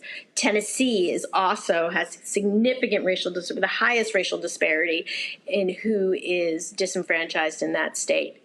Arizona, also in that state. Kentucky, also one of the highest disenfranchisement for African Americans in the country. And South Dakota, also in the top 5. So it is broad, but there is a disproportionate emphasis in the Southeast, where disenfranchisement policies have the biggest impact on black communities. All right, Carol, we shall appreciate it. Thanks a lot. Thank you for having me. Appreciate it. I want to talk about this with our panel here and our virtual panel. And Lauren, I want to start with you because Republicans right now, they are looking at an opportunity when it comes to black men in this election. And so Donald Trump wants to start touting the First Step Act. And this is where, and Democrats have not done this, Lauren, but this is where Democrats need to be reminding people. First of all, the First Step Act was passed by Democratic Congress. The bill was strengthened when it went to the Senate because Senator Kamala Harris, Senator Cory Booker, Senator Dick Durbin, and also Republican Chuck Grassley said, make the bill better. And so this is a perfect example. They cannot let Donald Trump walk out here trying to communicate with black men by saying, I freed all these black men, now they're out of prison with the First Step Act. And this is where I think if you're Vice President Kamala Harris in her campaign, you go ahead right now and you say, as president, I want Congress to now introduce and pass the Second Step Act. Your thoughts? The First Step Act was really just a toy for Jared Kushner and others, and doesn't impact that many people. Obviously, it's a federal bill, so only impacting, those who are incarcerated on the federal level. I do think that this constant discussion with regard to black male voters, I cannot wait until the evidence is in, because this discussion is something that comes up a lot. But what we know in reality is that black voters, of course, are the Democratic Party's most loyal voting bloc, starting with black women and then followed by black men. I do think that when we look at the registrations that came in right after Vice President Harris entered this race, that level of energy and excitement and enthusiasm was not to be doubted. Certainly black women, particularly younger black women, were the tip of the spear on that. But it's hard for me to imagine that there are not black men in the same generation that are not just as excited, because this is, of course, a historic moment, and everybody recognizes that as a historic moment. Right now, I can only speak for Virginia, although I probably end up in another state at some point looking at folks at canvases and door knocking and all that. There's a high degree of excitement and a high degree of energy on the Democratic side. So I do think that this constant talking from Donald Trump about black men only as it is connected to the incarceral system, I think is problematic. But whatever, I don't think that that's going to work. And I think that the election results are going to bear that out, that black men are going to once again be number two right after black women in support and dedication in terms of the rate of voting for the Democratic Party. But I do think it is an issue, and it is an issue that we have to pay attention to. Reese and Greg, I'm gonna go to Greg first, because when we look at the numbers, 4,000 people had their sentence reduced because of the First Step Act, and 2,600 people got released. Now, we're not talking about massive numbers, but the reality is it is a very powerful narrative. When Alice Johnson was telling her story, the reality is this is about, and it's still an election of margins.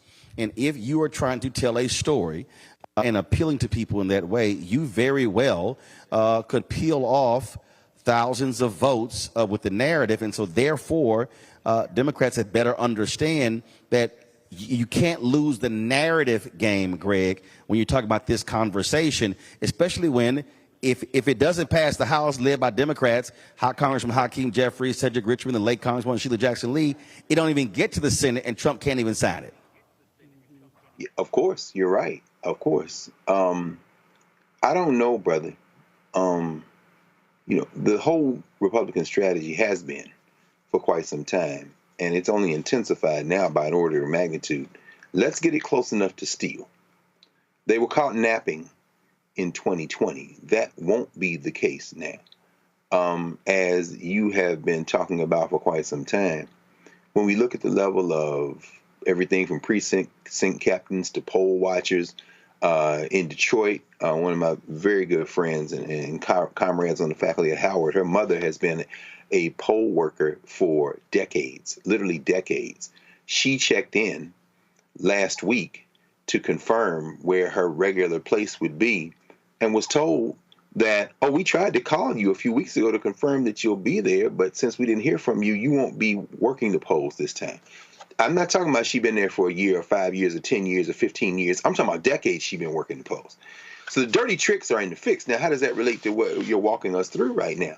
Well, we know that district in Nebraska, that little Lynn Graham flew out there to beg to try to get to flip that Nebraska legislature to flip red. When that failed because of one legislator too close. One legislator. Now they, of course, had their backup plan, which is their dual plan, which is to go to the courts and try to get it through. And of course, delay is their tactic. That's what's kept Trump out of jail.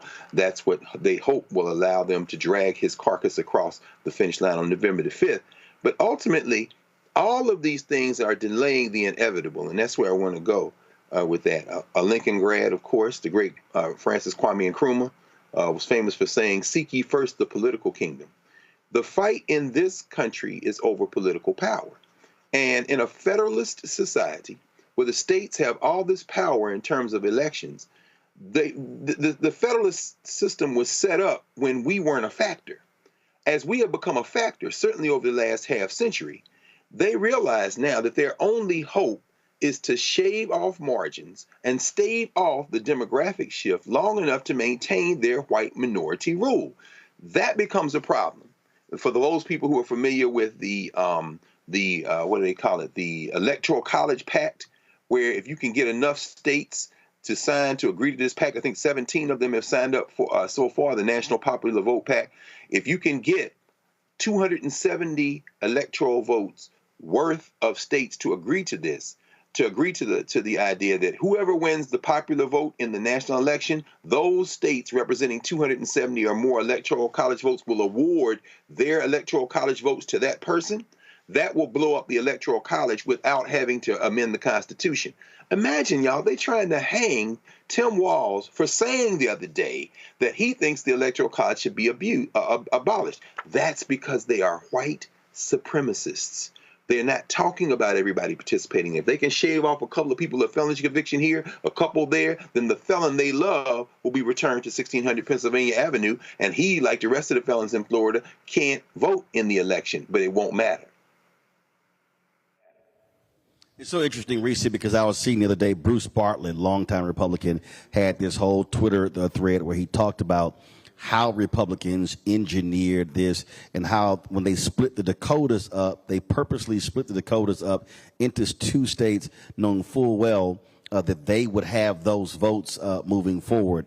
So it was a fascinating thread. But on this point here, this is where, I'm going to come to our panel here as well, Reese, that I need people to understand. This is why I keep telling black folks, if we are voting at less than 70% of our capacity, we are guaranteeing in some cases that we lose.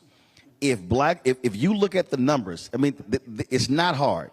If black people voted at 70% of our capacity in Atlanta, 70% of our capacity in Detroit, 70% of our capacity in Philadelphia, 70% of our capacity in Milwaukee, meaning if 70% of all eligible black people voted in those four cities, Republicans cannot win those four states.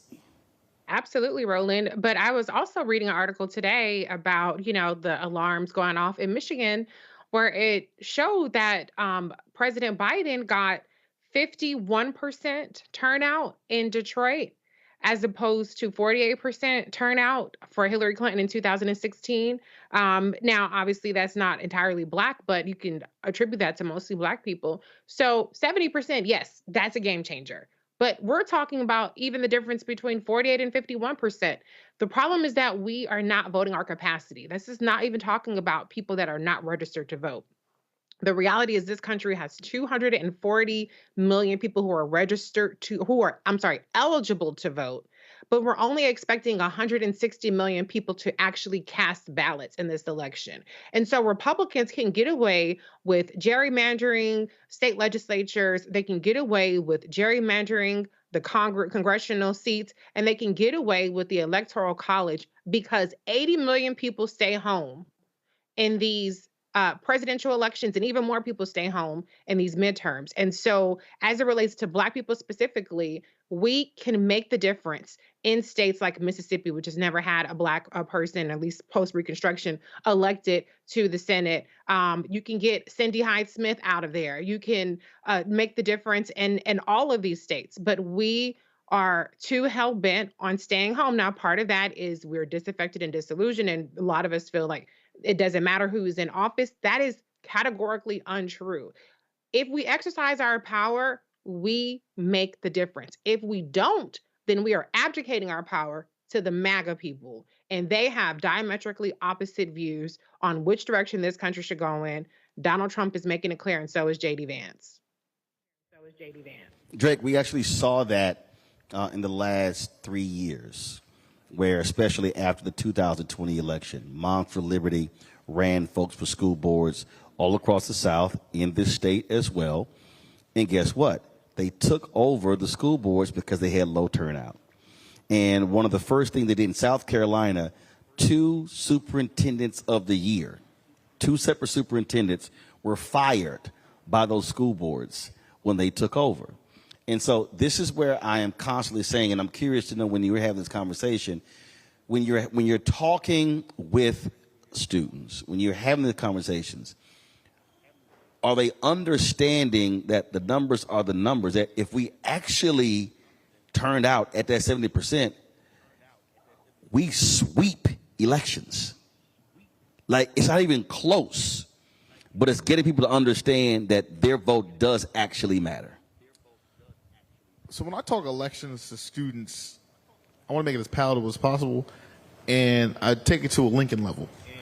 And so I tell these students that, yes, you don't have students in these schools right now. In the local school board, it's the Oxford Area School District. You don't have students in these schools, but you need to vote in these elections because that's why so much of the outside population doesn't know about Lincoln University and the history here, right? Because they don't want to teach it in school. We went to the school board last year, and you mean the local school board where the university is located? Yes, Go ahead. Yes. Oxford Area School District.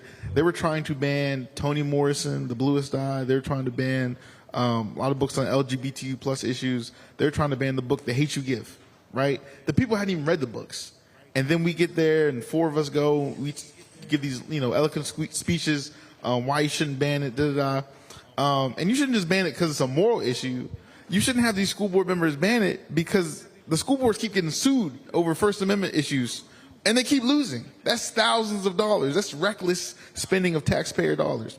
I also tell students that with the local election, not just the school board, but your state rep election, that impacts the school, right? I tell students, I always say, what they do in New York is not impacting you right now. What they do in Maryland is not impacting you right now. What's happening right here in Pennsylvania is impacting you. 14 of us had to march 66 miles on foot from Lincoln to Harrisburg because the state, and I'm being factual, state Republicans were holding up $19 million in funding to Lincoln. It had passed the Democrat-controlled House. The Democrat governor, Josh Shapiro, said he was going to sign it into law. The Republican-held Senate was not passing Lincoln's funding because we're in the same funding bucket as Temple, Penn State, and the University of Pittsburgh.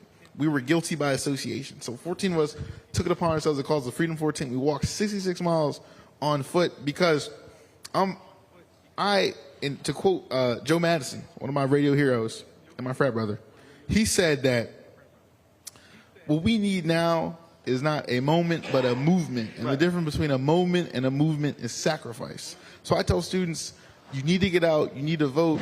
And actually this year, I'm very hopeful. So hold on. I'm curious. So 14 of y'all walked 66 miles. Why couldn't you convince 100?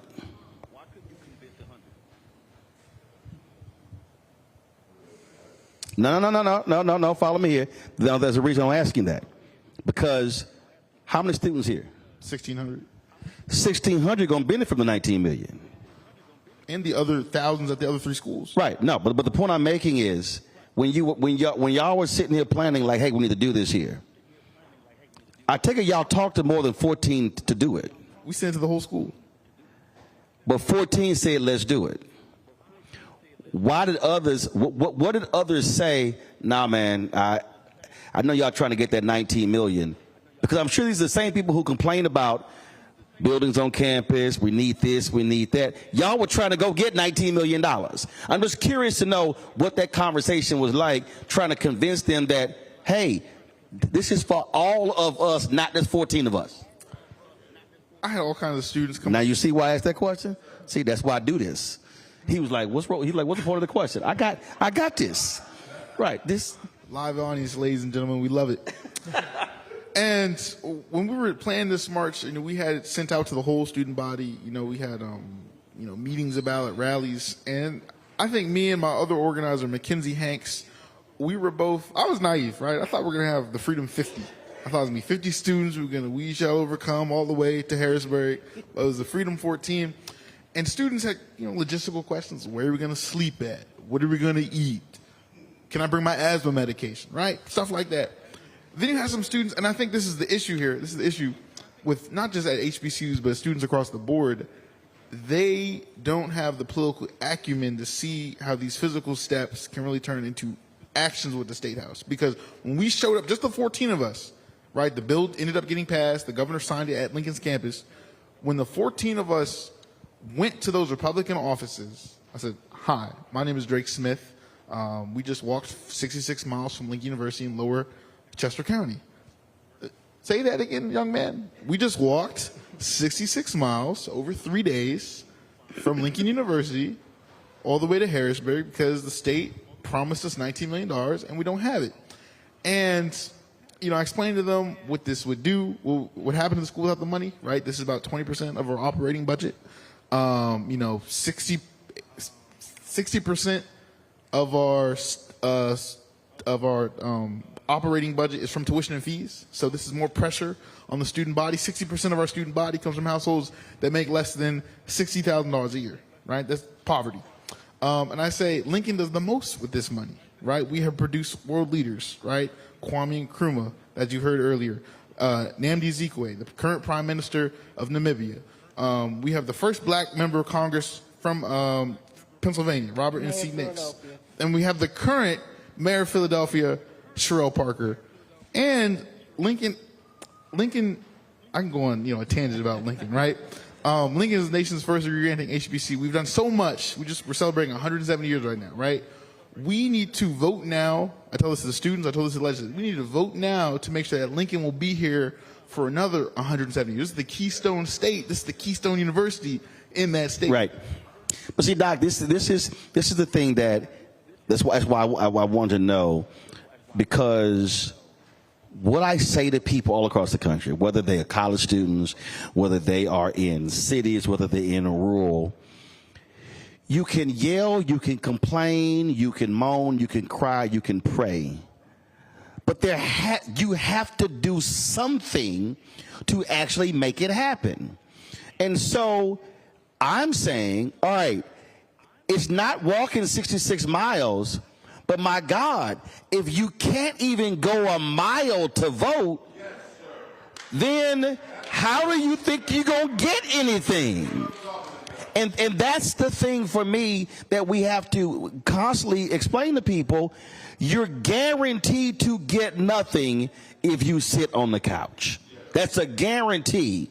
But there is a possibility that something can happen if you organize, mobilize, and not just vote, but what I keep saying, another one of our greatest failures is that we don't keep that organization in place after the election to now put pressure to actually get the results. Your thoughts? Absolutely, you are correct. That's what normally happens. In the elections normally have three phases: the pre-election period, voting day itself, which we call election day, and then post-election, day, and the months thereafter. Towards the election, in the pre-election phase, people are very excited. There's a lot of noise, there's a lot of fanfare and so on. And of course, on voting day, there are some people who are uncertain, like I said, who are sitting on the fence, not sure whether they are going to vote or not vote, and so on. Of course, there are those who would have made their mind that, yes, I'm definitely going to vote, and I'm going to vote for party X or Z. Come after the election, it's like people now go to sleep. They forget that, by the way, they need to make sure that they keep those people that they have voted into power accountable. Because if you drop the ball, you have to wait for another 4.5 years, to check have they even delivered on their mandate. So it's all about active citizenship. It's about responsible voting, activity and behavior. Because at the end of the day, it's about making sure that those people that you are electing, taking all the way to Congress, they are actually going to represent you and fulfill your mandate. It's basically about that. And I get worried, the USA, the United States is known as among the best democracies in the world. But now, if I hear about, banning, some people being banned from doing this, that's where apartheid comes from. In this month, on the 19th of October in 1977, and I was there in South Africa, apartheid South Africa, the apartheid government banned about 19 black organizations, predominantly black organizations, the media, journalists, everything banned and outlawed, including my students' organization. We wake up the following day, we are told you are members of a banned organization, and actually anything that you do or say, you shall be prosecuted. So, in a democracy, you don't want this banning rights and all those things, and outlawing people's lawful, legitimate right to express their feelings about how they have to be governed. It's about making sure that the Universal Declaration of Human Rights, which guarantees universal franchise rights, has to be implemented. And of course, the USA has to set an example to other places, right, including in Africa, that where we are being told that your democratic rights are limited. You have to be learning from the advanced countries, right? That's what we have been told. But when I come here now, hear stories about some sections of the society apparently being disenfranchised, it's worrisome, because we have to learn from someone. Right. Yeah. Doc, I want you to answer this here, because this what kills me, and I'm gonna get Greg, Reese, and Lauren away in as well. It is stunning to me when we constantly talk about on this show the $17 billion that HBCUs have received in the last 3.5 years, and to hear black folks say, well, that really ain't major. And I sit there and I go, are y'all crazy? So as a HBCU president, can you just speak to, and again, this is not about endorsing anybody, but just speak to the reality of what the last 3.5 years has looked like compared to previous years when it comes to HBCU support. Yes, it's been really different. There's a White House initiative on HBCUs, and it's been around for a while. And there have been opportunities, but nothing at the magnitude of the opportunities that our schools have received in the last 3.5 years. At the end of the Trump administration, COVID came, and we did benefit, and our students benefited, and I think most colleges in this country are still open because of some of those laws that got through Congress and provided those funds. In the current administration, it has gone sort of on steroids in terms of just really thinking about how to not just directly invest, so directly invested in capital on our campuses. Our campuses in many cases are crumbling, and so some of the dollars have gone to really shore up some of the physical structures. But the increase in Pell Grants, as Drake just said, 65% of our students are Pell eligible, meaning that they come from the lowest socioeconomic, and in order to close the gap financially to afford the cost, those federal dollars become really very important. So like on COVID relief, how much did y'all get? Is this number right? Y'all got 36.8 million? All total across the board, yeah. Right. Mm-hmm. Okay. Yes, I just want to let folks know, just again, see, I believe in, and again, that was Cap 1 forgiveness. That was CARES Act 1, CARES Act 2. That was American Rescue Plan Act 1 and Act 2. Just so folk understand where the money that. And $38 million during COVID. $38 million is consequential anyway, but during COVID, it was even more important because we lost revenues because of just the spread of COVID and the ways in which we had to do things on our campus so that we couldn't have a full complement of students here, yet we still had to run a full educational opportunity for those students, so to make sure that there was continuity of education. So those dollars really helped us to operate through a very tough time. But it didn't stop there. There's also been in that $16, $17 billion, the investments that have been made in HBCU's ability to be a part of some of the federal contracts and grants. So it's opened up some great opportunities for research, for faculty and for students to participate. And then there are the things that are happening more generally where the impact of those dollars are really impacting Black and brown communities, like the infrastructure grant, for example, the infrastructure bill, that's really helping us to get more people in the workforce around these more highly technical jobs. So if we take COVID out, just take COVID out. Okay. If you were to compare what Lincoln received under, and this is just comparing, what Lincoln got under 4 years of Trump compared to 4 years of Biden, you got more from which administration? Well, definitely we got more from the Biden administration. Yes. A lot more. A lot more, yeah. Gotcha. Okay. Yeah, because the reason I say that is because I think when we have these conversations, and Reese, I want to bring you in here as well. When we have these conversations, we got to stop having the general conversations, and we got to compare apples to apples. We got to be able to show folk, okay, this is what they did, this is what he did, this is what they did. Now you can sit here and make your decision on which one, but facts are facts.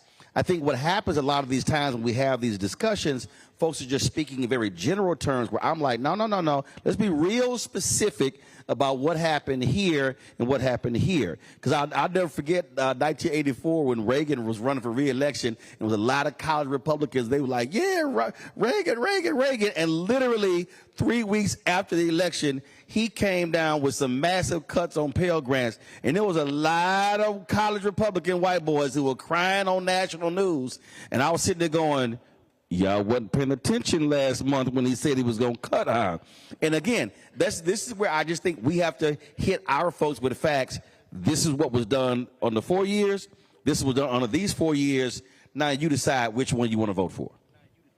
Absolutely. I mean, I'm a big fan of getting specific. So I'm not going to speak on HBCUs because you already covered those numbers. Let me speak on the STEMIs because I'm hearing a lot of people say, Rita, can you talk about the stimulus checks? I'm hearing a lot about how Trump gave us STEMIs.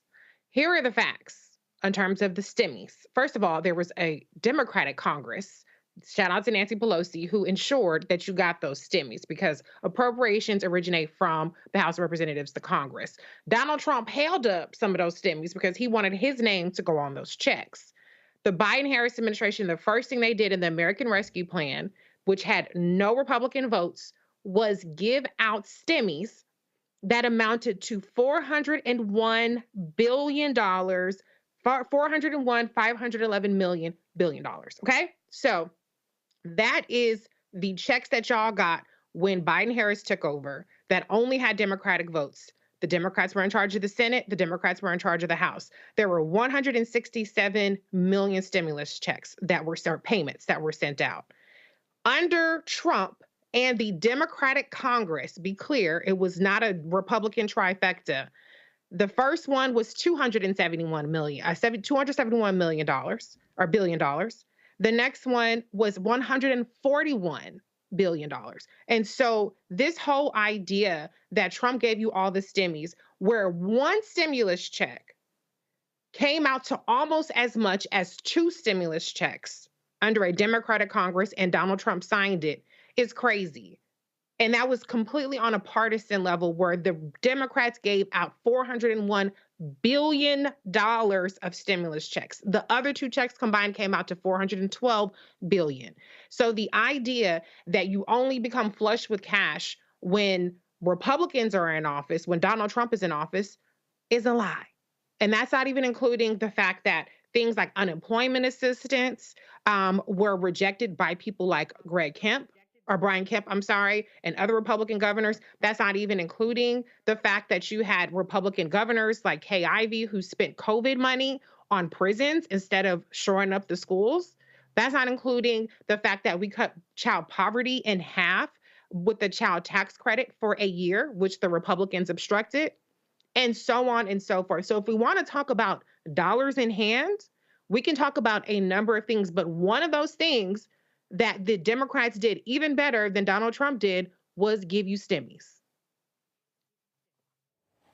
And Lauren, when you go on top of that, when you add in child care assistance, extending moratorium on evictions, and as Reese said, unemployment insurance, when you talk about student loans as well, like I'm a strangle somebody black who goes, well, you know, okay, they forgave $160 billion in student loans, but I didn't get none. Well, hell, hey, you didn't get it, but somebody else got it. Like I can't be mad at $160 billion. That's what kills. Like I saw one fool on social media. He was like, they need to get rid of all student loan debt. And I'm going, I guess you didn't realize what the Supreme Court decided.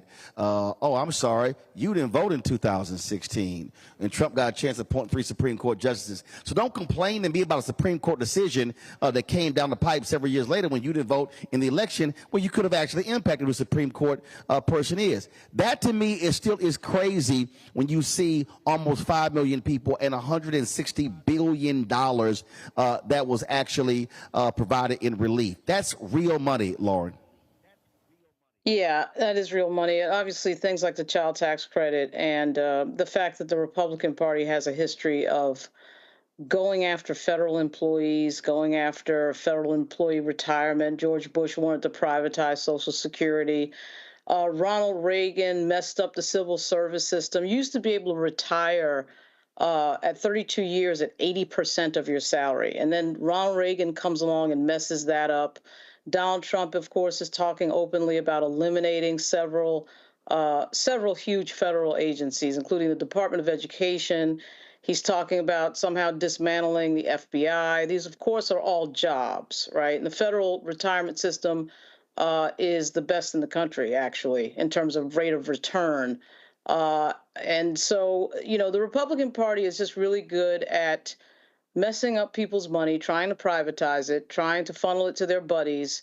And, you know, the problem, the real danger here is that we're dealing with a Donald Trump that would be, of course, on his second, were he to win, his second term in office is going to be a hell of a lot more dangerous if it happens than the first, because, of course, he would know a little bit more of what he was doing.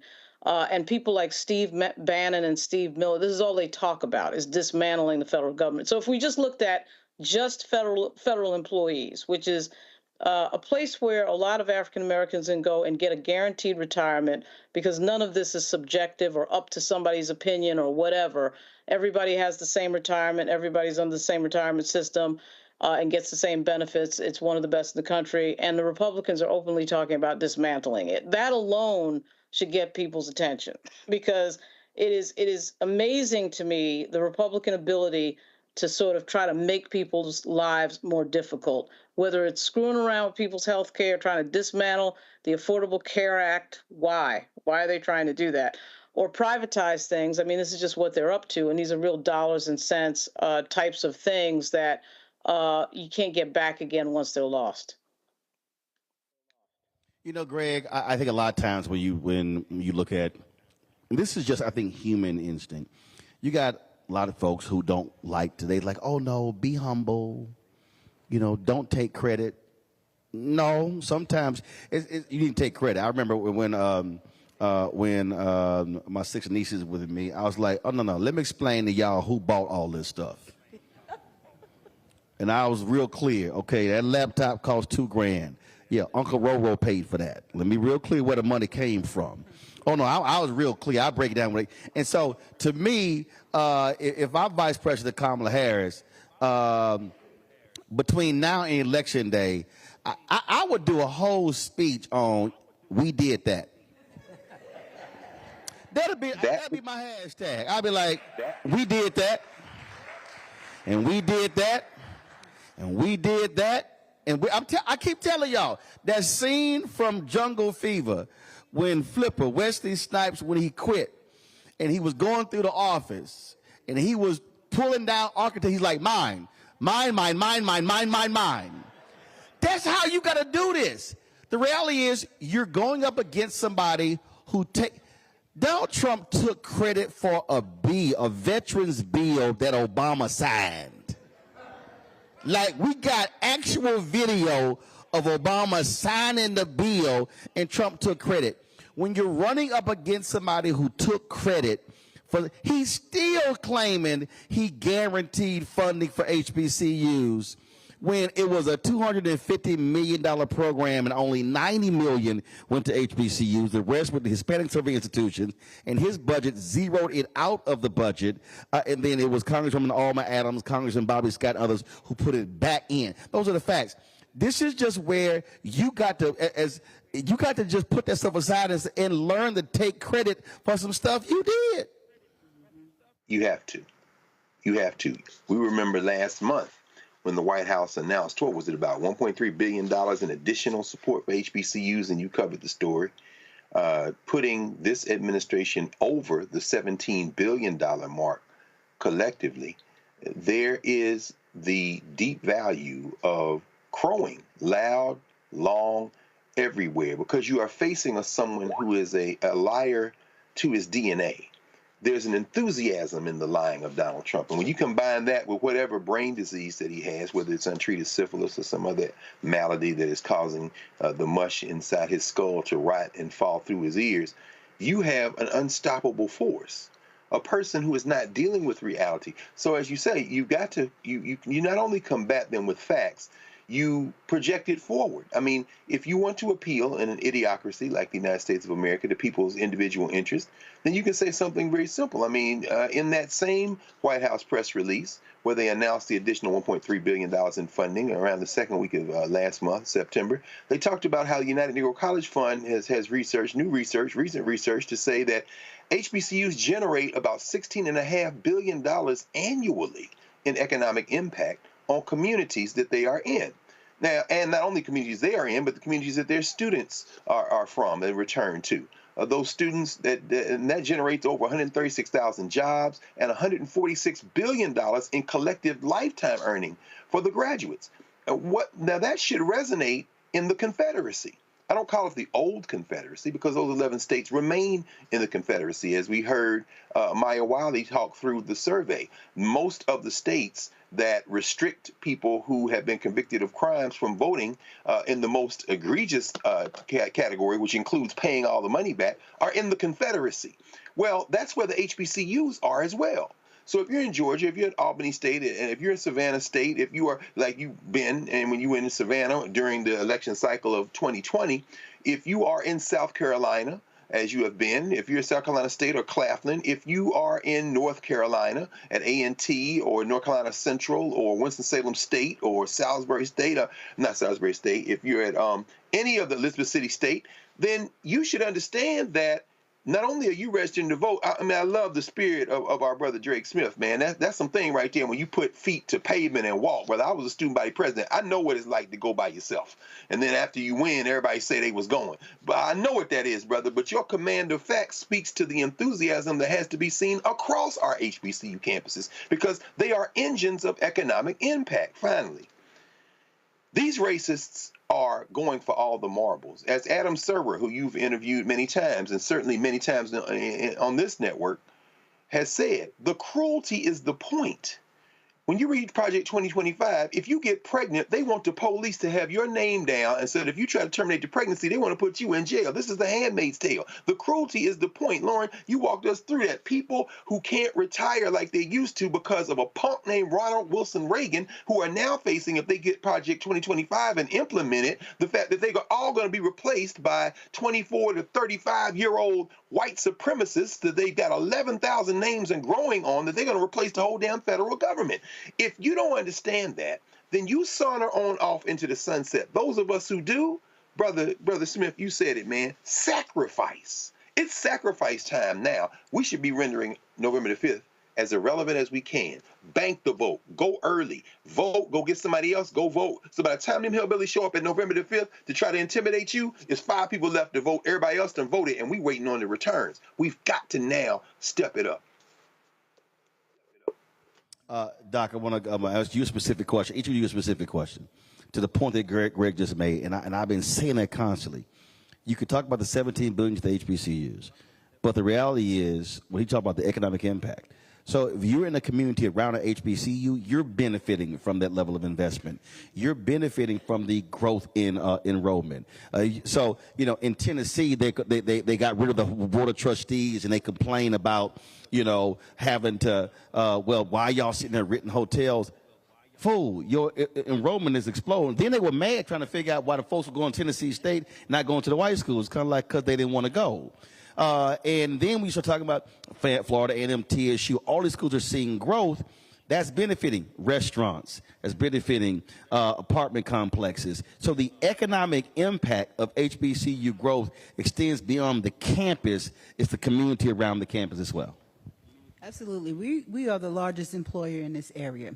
And so we are, but we are the largest African-American community in this area. So the economic impact that we have, unlike some other HBCUs that are still centered in black communities, we are actually building the economic impact in a community that's more racially diverse than in a lot of places. So Lincoln grows, more jobs, benefits the area. The area, right.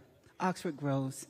I was a student here back in the 1980s, and I've seen, coming back, the tremendous growth in this area, and this university continues to contribute to that. And that's important. That's an important point for people to know, that when we're in those communities, we bring something. We're not taking anything away. Dr. Mapune, your advice to, there's somebody who's watching right now, somebody who's listening, and voter registration deadline is coming up. North Carolina, deadline is 5 p.m. tomorrow, okay? Battleground state. Impacted by hurricanes, but Obama wins that state by 14,100 votes in 2008. Black people over-index in a huge way in that state. What do you say to that person, somebody from South Africa? What do you say to that person who is saying, listen, I don't see it, I can check out, I'm just not interested in any of this at all, I'm not going to vote? What do you say to them? So my advice to that person is that democracy is about decision making, and if you do not want to make a decision yourself, you must be prepared that someone will make a decision on your behalf. And that starts with voting. If you are not going to vote, that means you are relinquishing your right to vote and to make a decision to somebody else. You need to make sure that your decision is made in your own interest. And if you are saying, well, I'm not going to vote, I couldn't care who and what happens after the vote, then you are forgetting that those decisions are going to come back to bite you. Like you said, like your example, speaking to those people who, vote in someone else, and then a few months down the line, they start crying to say, but we made a wrong decision. So the simple thing is, make a decision November 5, and even before, you have to make that right, because it's your decision, it's your life, not just 3 months, 6 months, 9 months down the line, but 4.5 years, 5 years later. Drake, that's a young brother or young sister in college or not in college, and they are on the fence. They say, I might sit it out, I might vote Green Party, I don't like this. You're already shaking your head. And they come up with a variety of reasons. What do you say to them why they need to get registered and why they need to cast a ballot? I think I say to my peers, if your vote is not important, why are they trying so hard to take it away? I mean, every day something in the news, right? They're trying to wipe her name off the ballot for this, and this reason, because there's power in your vote. And I don't think it's not what I say it's going to show people. I think it's me doing, right? I've voted in every election since I've been eligible, since 2020. And I'll vote in every election till my heart stops beating, right? Because it's that important. And I can't not vote because I think of the sacrifices that got me here, that got my vote. I think of my grandmother, right? She's in her mid-70s.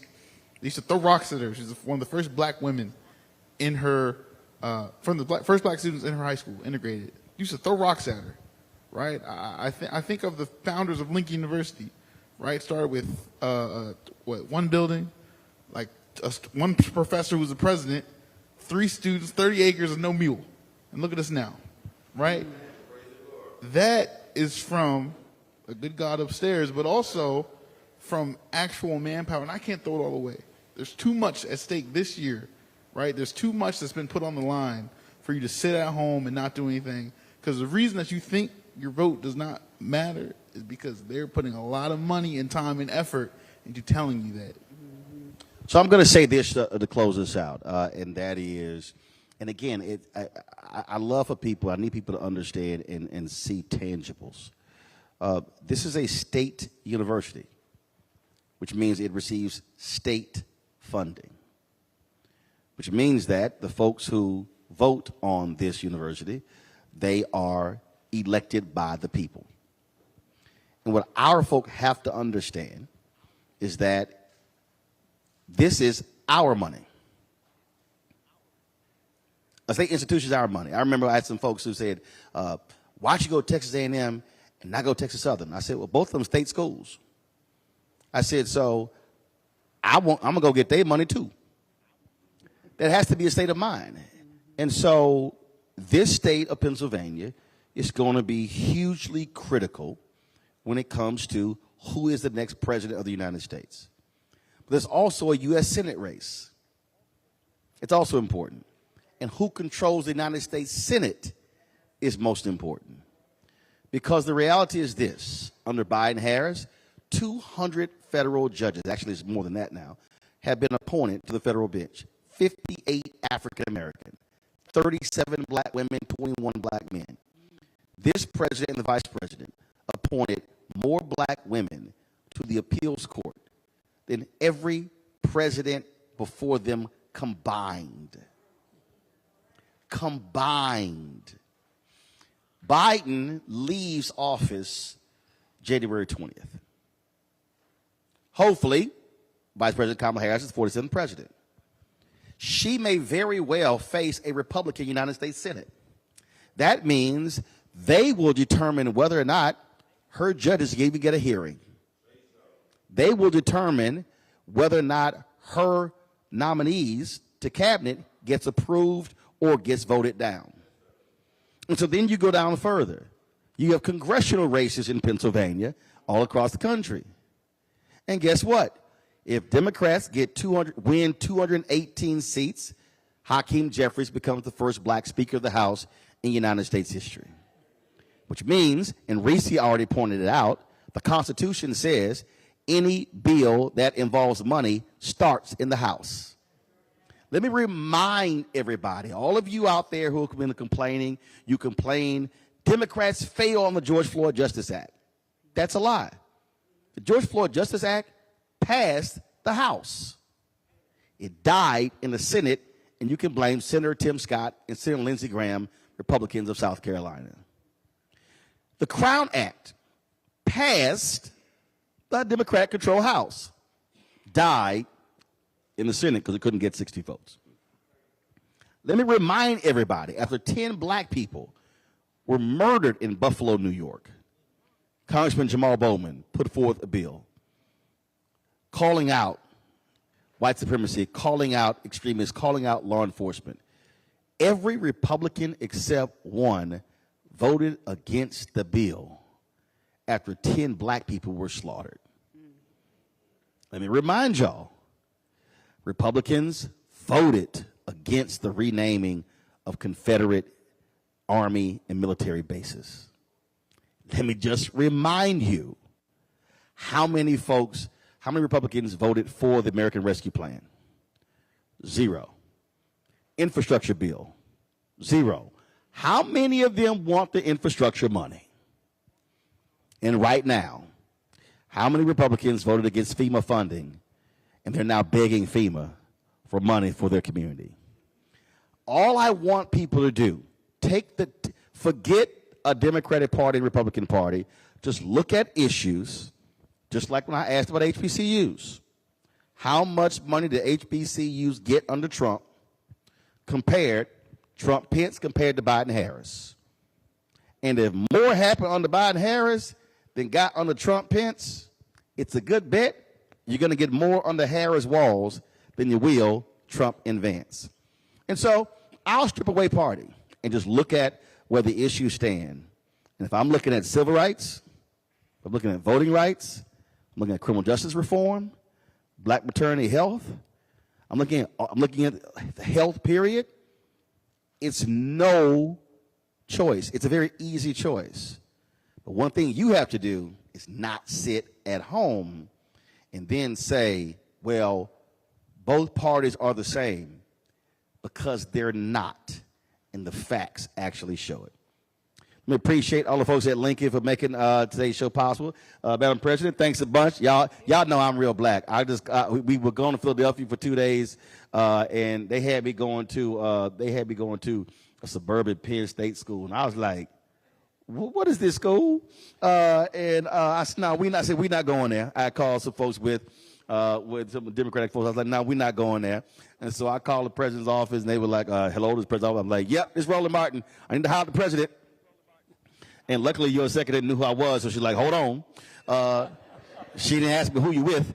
And then I was like, I said, is what we want to do? She was like, well, it's homecoming. It's a concert that night, but there's some students who actually want to talk about, do some voting stuff. She said they want to do it on Thursday. I was like, cool, we'll do it with them. Let's go. And luckily, I'd already communicated with them because Reverend Dr. William Barber put me together. What's her name? She's escaping me. Kinsey? Yes, put me on, and then we did the Zoom, and so we chatted. So I was like, oh yeah, I already talked to them. So I said, we good. So that's how we connected, and so we're glad to make this happen. Glad all of y'all came out. But I'm gonna ask every person in this room. I did this in Philadelphia as well, and everybody who's listening. All I'm asking you to do when you leave here is call 10 people you know, and ask those 10, are you registered? And then if they say yes, they are, then you say, what's your voting plan? And then if they say I'm not, then you say, I'm going to get you registered. Because this election is going to be won by the margins. Literally, they're expecting that Pennsylvania, Michigan, Wisconsin, North Carolina could be decided by anywhere from 10 to 20,000 votes. So if 100 people call 10, that's 1,000 votes alone. And if the margin is 10,000, that 1,000 represents 10% of that number. And so, trust me, your 10 phone calls can make a difference. To all the folks watching, we appreciate it as well. Y'all, please keep supporting the work that we do. We're back in D.C. tomorrow. We're going to be in North Carolina next week, Wednesday, Thursday, Friday, broadcasting from there. I'm actually heading to North Carolina on Sunday. I can't tell you what I'm doing there, but I'll be there. Plus, there's a huge rally there happening on Sunday. We'll be covering that. The Vice President Kamala Harris and one of the work that we're doing there as well. So we look forward to going to North Carolina on Sunday, then being back there Wednesday, Thursday, Friday. The next couple of weeks, we're also going to be in Wisconsin, and we're looking at Michigan as well. So we'll be on the road. So your support is critical. Yes, I tell y'all, our goal is to get 20,000 of our fans on average contributing at least $50 each every single year. That's $4.19 a month, 13 cents a day. Since we launched this show in 2018, 31,000 of our fans have contributed anywhere from $1 up to $30,000 to make this show possible. And so please make it happen. All my analog people who don't trust Cash App, PayPal, Venmo, Zelle, here's our P.O. box. Y'all see y'all checks and money orders. And y'all, they seeing check. Y'all think I'm lying. They see at least 20, 30 a week. Take me a while. I got to open the envelope. Got to sit here and sign the back. I got to take a picture, but the money still count. So your check and money order, P.O. Box 57196, Washington, D.C. 20037-0196. Cash App is really tripping. They've changed their rules, y'all. So it's all kind of drama. So I'm still trying to sort it out with them. So I've taken them off of our giving until we get it sorted out. But you can give via PayPal. Of course, our name is R. Martin Unfiltered. Venmo is RM Unfiltered. Zelle is Roland at RolandSMartin.com. Roland at RolandMartinUnfiltered.com. Download the Black Star Network app. Apple phone, Android phone, Apple TV, Android TV, Roku, Amazon Fire TV, Xbox One, Samsung Smart TV, and be sure to get a copy of my book, White Fear, How the Browning of America is Making White Folks Lose Their Minds, especially in Pennsylvania. Get your copy, Ben Bella Books, Amazon, Barnes & Noble, Target, Books A Million. You can also get the audio version on Audible, and yes, I did the reading as well. Again, folks, thanks a lot, and y'all take care. You know how we always end the show. Holla!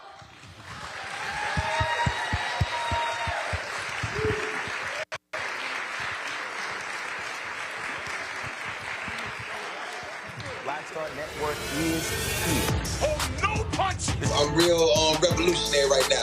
Thank you for being the voice of Black America. All momentum we have now, we have to keep this going. The video looks phenomenal. See, this difference between Black Star Network and Black-owned media and something like CNN. You can't be Black-owned media and be scared. It's time to be smart. Bring your eyeballs home. You dig?